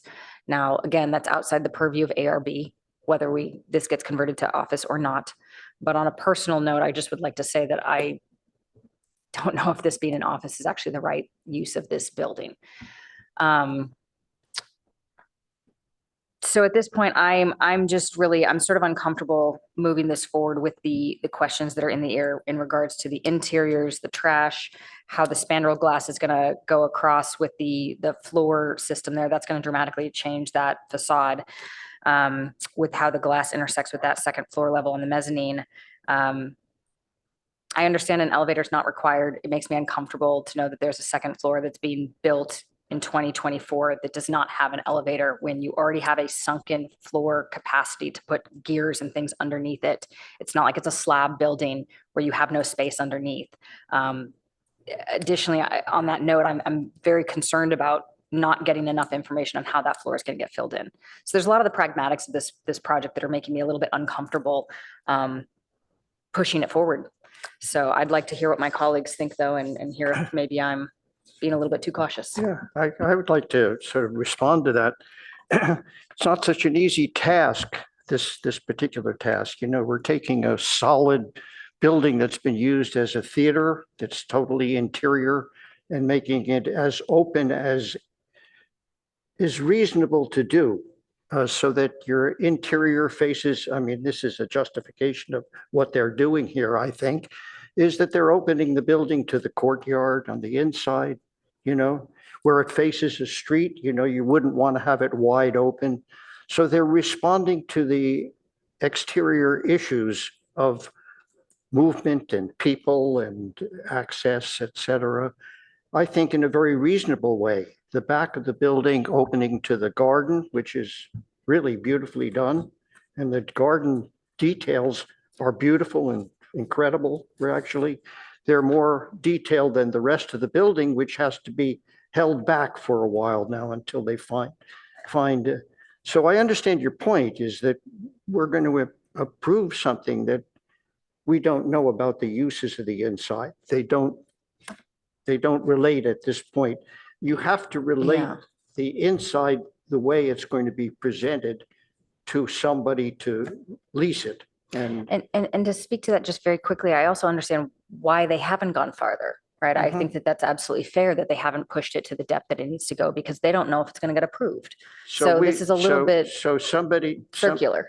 So yes, the mechanicals are going to have to be done completely, a lot of elements are yet to be done, but somebody's going to come along and say, this is a pretty nice space. It's got a great garden in the back. It has a gutsy kind of crazy structural issue of what it describes relative to the rest of the development.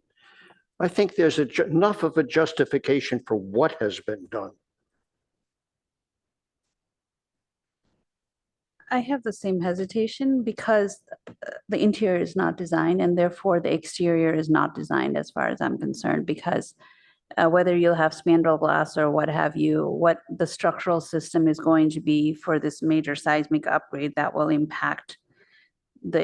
likely impact the look of the exterior, although our purview is mainly the exterior. But the whole west side, that's a whole lot of, even at Solar Band 90, that glass is not like insulated walls. So how are you going to sunshade? All of that is not designed at this point.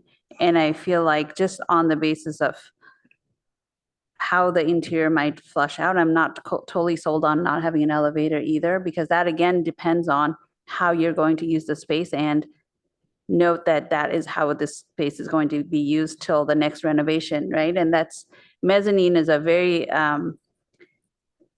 small part of the code that allows quite a bit of things, but that would mean that we need an interior layout that says this purely, like a code analysis to say this purely falls under mezzanine code, and therefore you do not need an elevator. Again, not part of our purview to dictate you have an elevator, but it seems like that's all part of the interior design. At this that point, would we are impact the close, so exterior. there'll be no further comments. Thank you. though. So, I mean, like you said, it's cart before the horse. I know until they get their zoning clarified, it doesn't make sense for the applicant to spend more time and effort in doing the interior design. That will then result in a revision to what you have on the exterior, and you will likely need to come back to us anyway. Yeah, I have the same feeling that there are lots of things on pending, but I do appreciate no matter what the function it will be in the future, but I do appreciate that you're thinking about reuse the building instead of tear down and build a new one. And I think your design, just based on what presented in front of us, the design is very elegant, and if it reflects the original design, it's compatible with the existing, and it's very beautiful. And the backyard is really nice space to a shaded area to have the people to enjoy the outdoor life. But there are just so many things haven't been detailed yet, so it's really hard for, at least for me, to make a decision at this point. Well, I certainly agree with what has been said about the building and the design of it. But I want to try to bring our discussion and our ultimate recommendation back. We have to make 6 findings to recommend approval. We've been talking about the last 5. And I think all of us would say that right now we could not make those findings because we don't have a complete enough design. I think it's fair to say that we probably could, given the trajectory of a typical project, continue this and get additional work done to make those findings. They could deal with the sun shading and the mezzanine and the elevator, et cetera. I'm having a tough time with finding number 1. And I would like us all to maybe not so much take what we've been told, it's not in our purview, things like that. Because finding number 1 is here for a reason. Finding number 1 was created by the City Council less than 10 years ago. They went through all of these. This is recent. Finding number 1 is clearly related to zoning. It's clearly related to the comprehensive plan. So for myself, I went back through the comprehensive plan last night.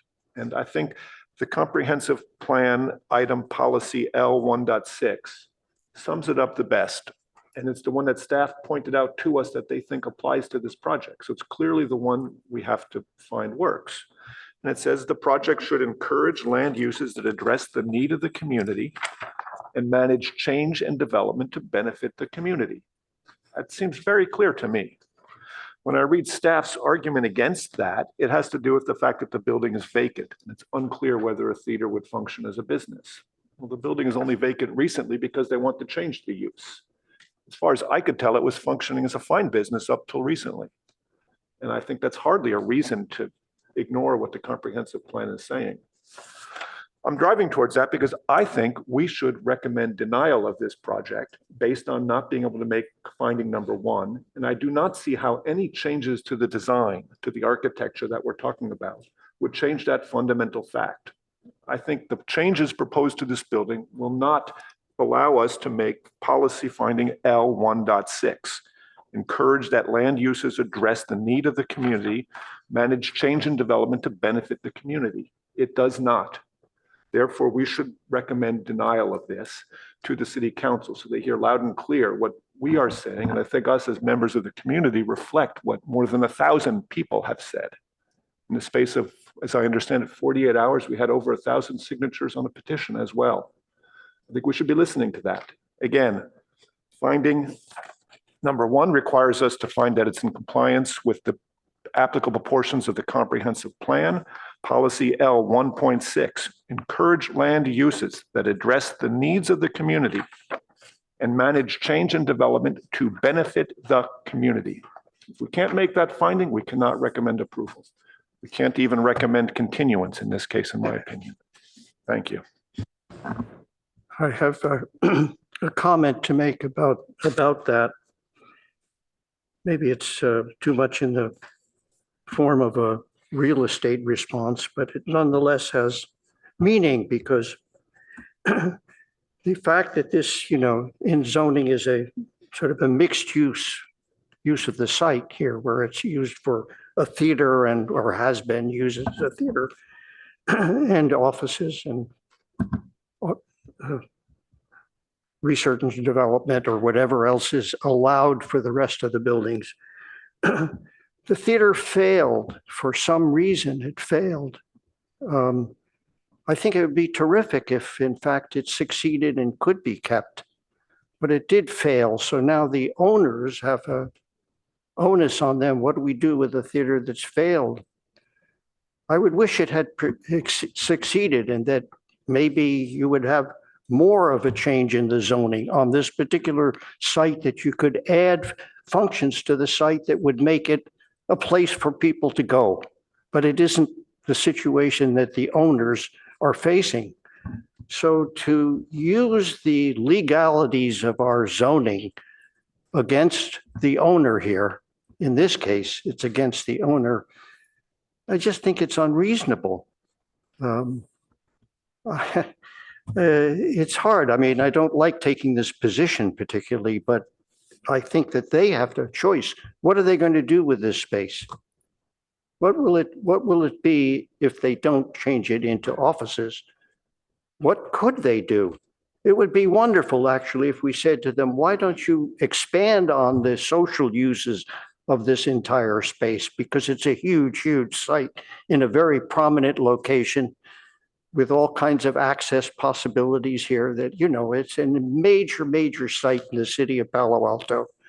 I would say if the council really thought about it, they should think about a replanning of the site rather than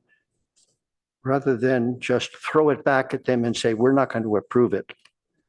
But our statement should be something is missing. And it's, I think, a larger plan for this site. That's my opinion. So yeah, we could reject it and then say, council, go to work on it, But we're making a recommendation, David. It's not for us to reject it. Whatever. I'm speaking in a very general term, and I think it's an appropriate response. You have to admit that the site, the way it is designed, has a failing facility there.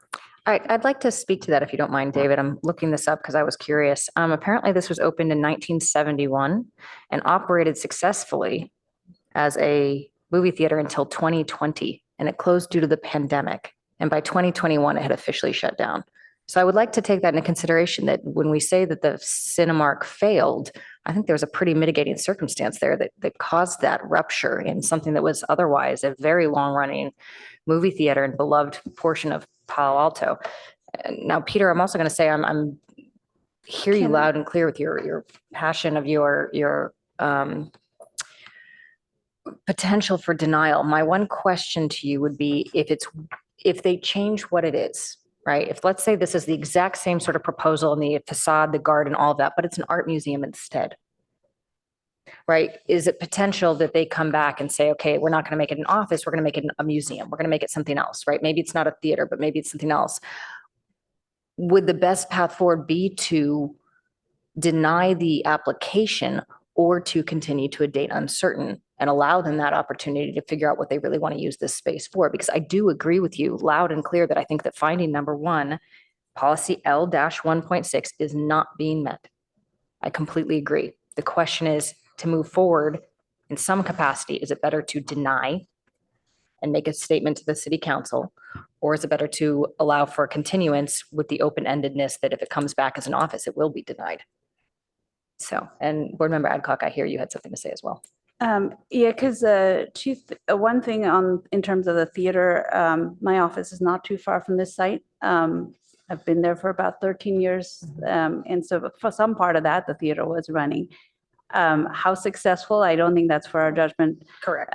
Either. I know in the staff report, it said that there's already, right here, announced the potential closure in 2016.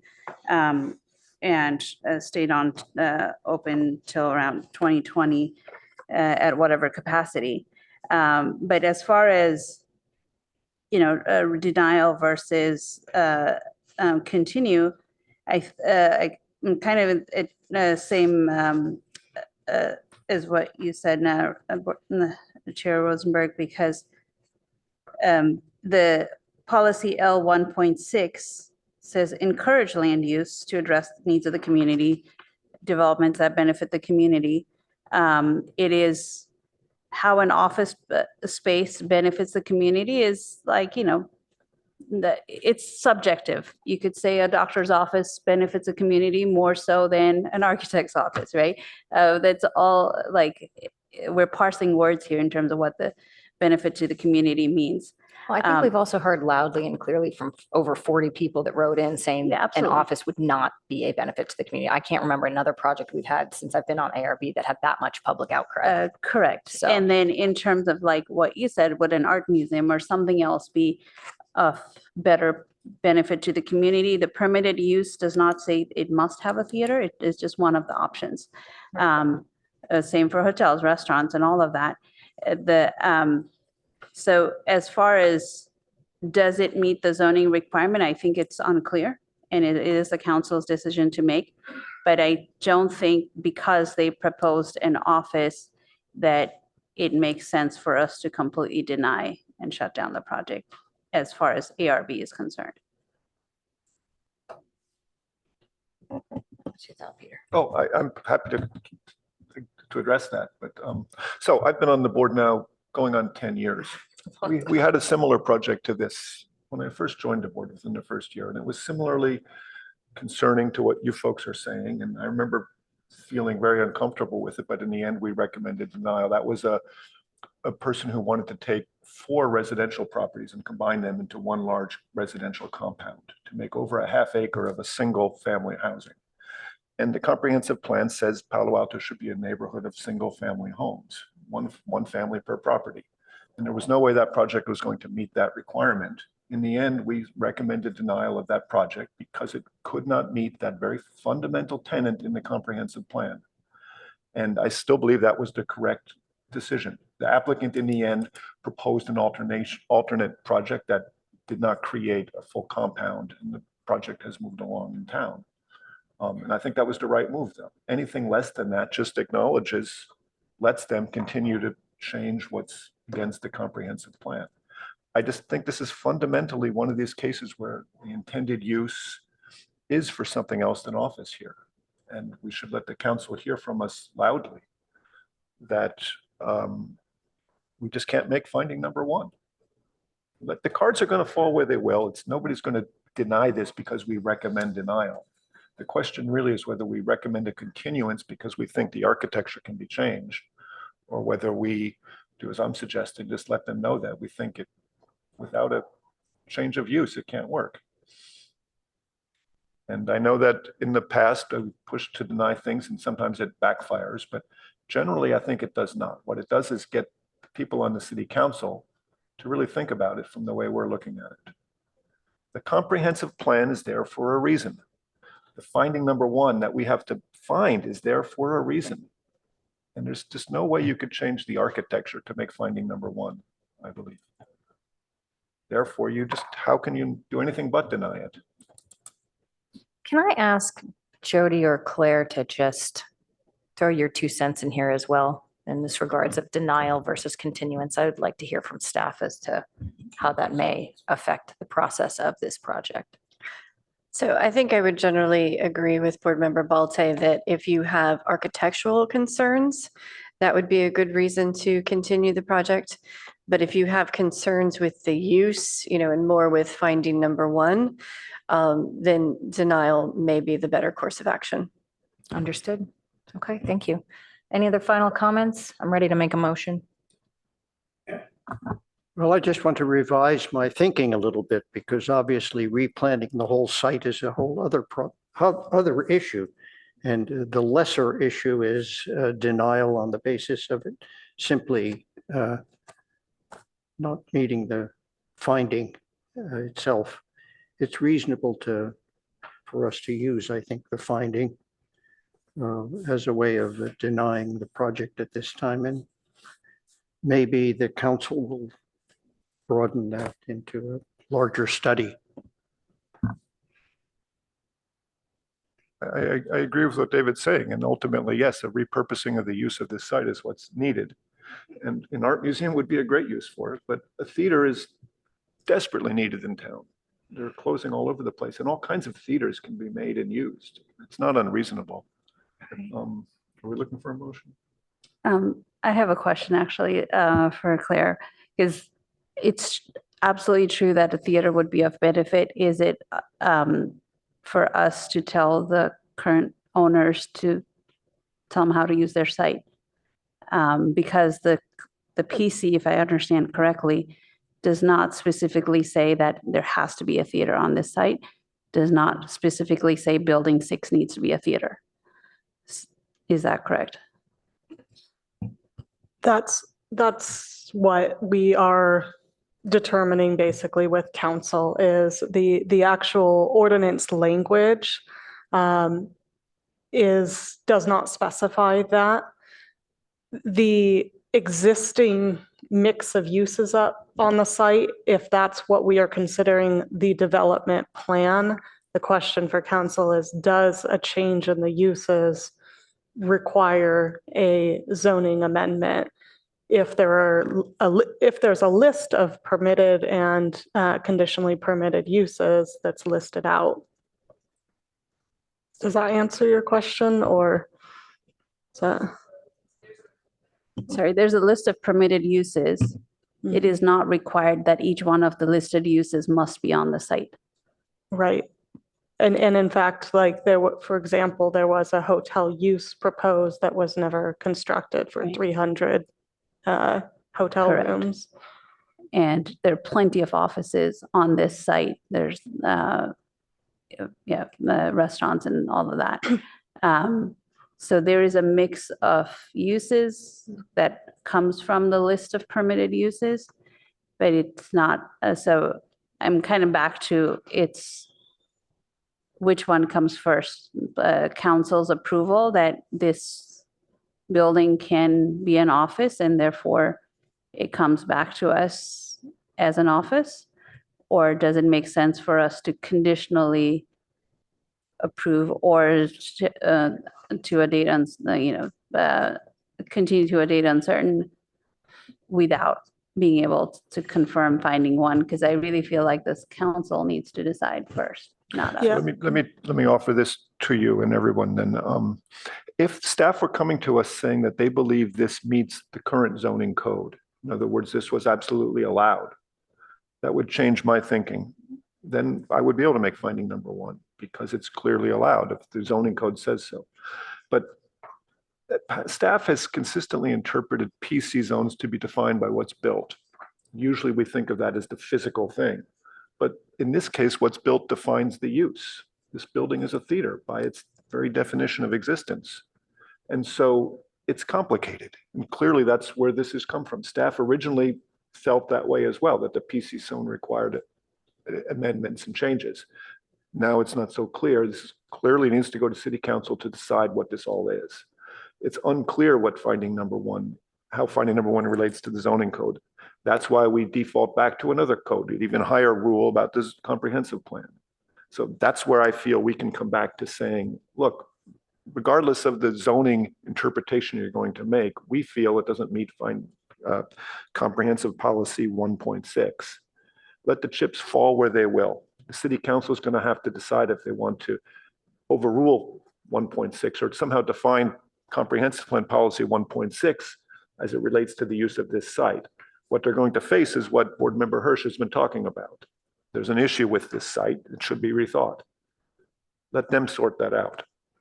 For us, let's just call a spade a spade.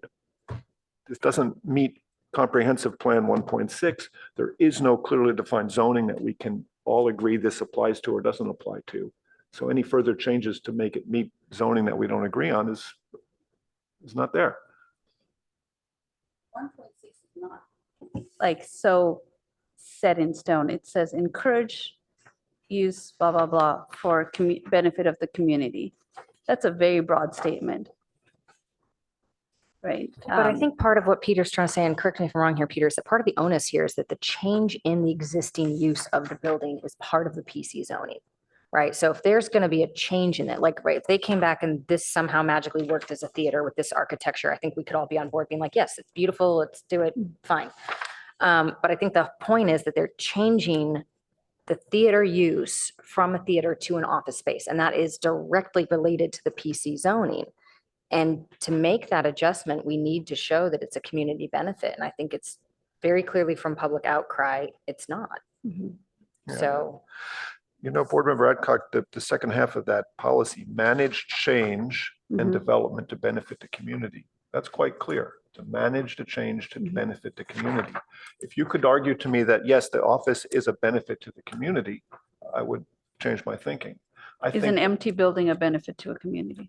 No, there's that should be- 25% emptiness in Palo Alto right now for offices. So who we are says it's going to be trying to, we rented? are trying to manage the change. Palo Alto consistently has found over the past decade that additional office space is a negative impact on the community, increases the housing imbalance. That's why we have things like an office cap. That's why we restrict so strongly how offices are developed here. Yeah. If somebody were proposing housing, you might be able to make that finding.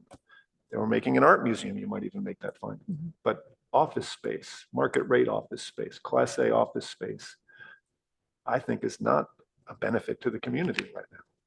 And I don't think that's a hard argument to make. So if you can't make that argument, then you have to find that this finding holds or it doesn't hold. You have to find that we can't make that finding. Yeah, to me, the finding neither holds or does not hold because the zoning is not clear to me. And therefore Schroeder's the finding. PC is not clear to me. What was that? Schroeder's finding. Yes, yeah.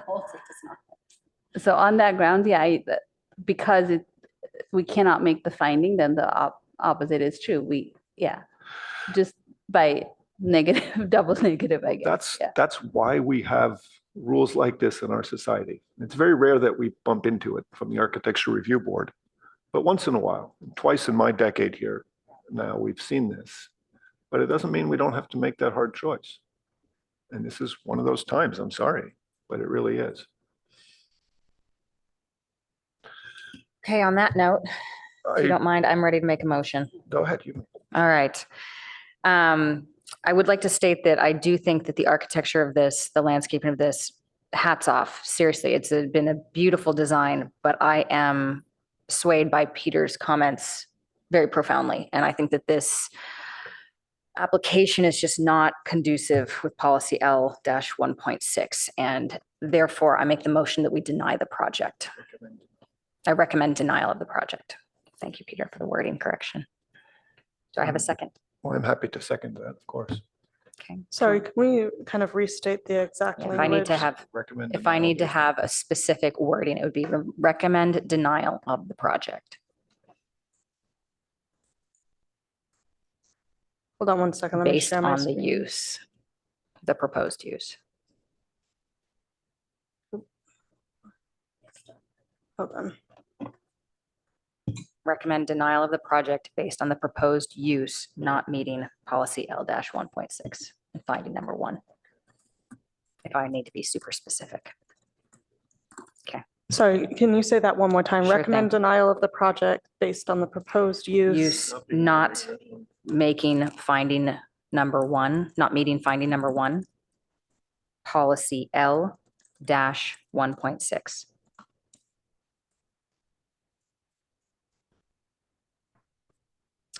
Of the comprehensive plan. Yes. That's good. Great. And I have a second from Yes, Mr. absolutely. Balter. Yes, I second that motion. Okay. We'd like to call for a vote. And anyone who disagrees with this, or if this doesn't pass, they'll have a chance to speak to their vote after that as well. Board Member Adcock, Yes. Board Member Balte, Yes. Board Member Hirsch, Yes. Vice Chair Chen, Yes. Chair Rosenberg, Yes. motion carries 5-0. Thank you again for your presentation. We know this is hard news to hear, and we appreciate all your time and efforts. So thank you. All right, moving on to the final items of the meeting. We have some minutes to approve. So draft Architectural Review Board meeting minutes for July 18th, 2024. Good job there. That was good. That was a good one. All right. Anyone wanting to make a motion about the minutes? Motion to approve minutes as written. Seconded.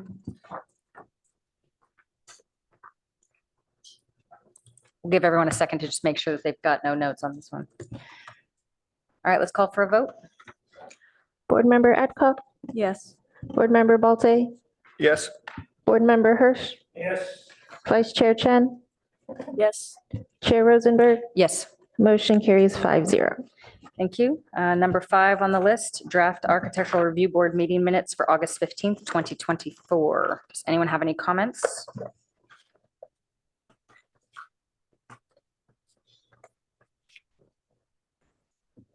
If no additional comments, I have one minor thing. They spell my name wrong at the roll call. Oh, Pinchy. Yep. That's a comment. Where is this? On packet page 87. Under the roll call to order. Oh. Okay, at the top there. Yep. Make your motion. Should we continue that? Well, it'll get corrected. We don't have to continue it to get it corrected. I'd like to see that corrected and then have it come back to us corrected. Last week, they had misspelling of my name in 17 different places, and we just say, please correct it before they finally submit it. It doesn't need to come back to the board for Okay approval, with though. that, Ying? Yeah. As long as you are. Yeah, That's yeah, fair. we can keep the same, yeah, if it happens again in Whatever future. you want, sure. Want to make a motion? Oh, yeah, I'd like to make a motion to approve the meeting minutes with the change of my name to Yep. be YNG instead of PING. And I'll second that. Want to call for a vote, please? Board Member Adcock, Yes. Board Member Balte, Yes. Board Member Hirsch, Yes. Vice Chair Chen, Yes. Chair Rosenberg, Yes. motion carries 5-0. And with that, I'd just like to make one final statement to the board. I would like to just thank you all for your very thoughtful, dedicated comments today on both projects, but most specifically the second one. That was a very intense discussion. I think that everyone brought really valid points to the table, and I really appreciated everybody's time and efforts to really strongly consider something that would so dramatically impact our community as a whole. So thank you all for that. And with that, we are adjourned. No. Oh, not adjourned. No, Sorry. What's going on? We have a report, there's a ad hoc review at the end. I don't have an ad hoc here. Excuse me, though, you're correct. We have board member questions, comments, announcements, future meeting agendas, but I have no ad hoc. We had a, Sorry. Usama. Apologies. Let me clarify that. So the ad hoc committee, there's meeting minutes in here with the secondary meeting. I apologize. I had that approved with the secondary set of meetings, but if you'd like to use the board Well, member just- announcements time we to just go over it, wanna- please. Thank you. we just want to say that we finally approved of the project and agreed that they could do the garbage collection where they recommended it. Okay. There was frankly, to broaden that discussion a little bit, we talked about other possibilities, but you would lose bicycle space if you use one scheme. You would lose retail space if you tried the other scheme. In the end, we kind of gave up on the thought of it, making some Yeah, improvements. I forget the exact address, but it was San Antonio project. And I guess to summarize, it's sticking with the original plan was particularly based on the fact that how it was inconveniencing or, not the most ideal for the people who have to deal with the trash on a weekly basis, but any other location was going to greatly impact the large number of residents, whether it's distance to bike parking or the community benefit of the retail space or impacting another unit. So it was kind of, the least worst condition was to remain as is. Yes. Thank you for the summary, and I appreciate Yeah, you no jumping in there problem. to announce that. And I Okay. apologize. I just was like, oh, we read the review in the meeting minutes, so we're good. But no, I appreciate the actual report from you both. Thank you very much. All right, with that, We're adjourned. Thank you.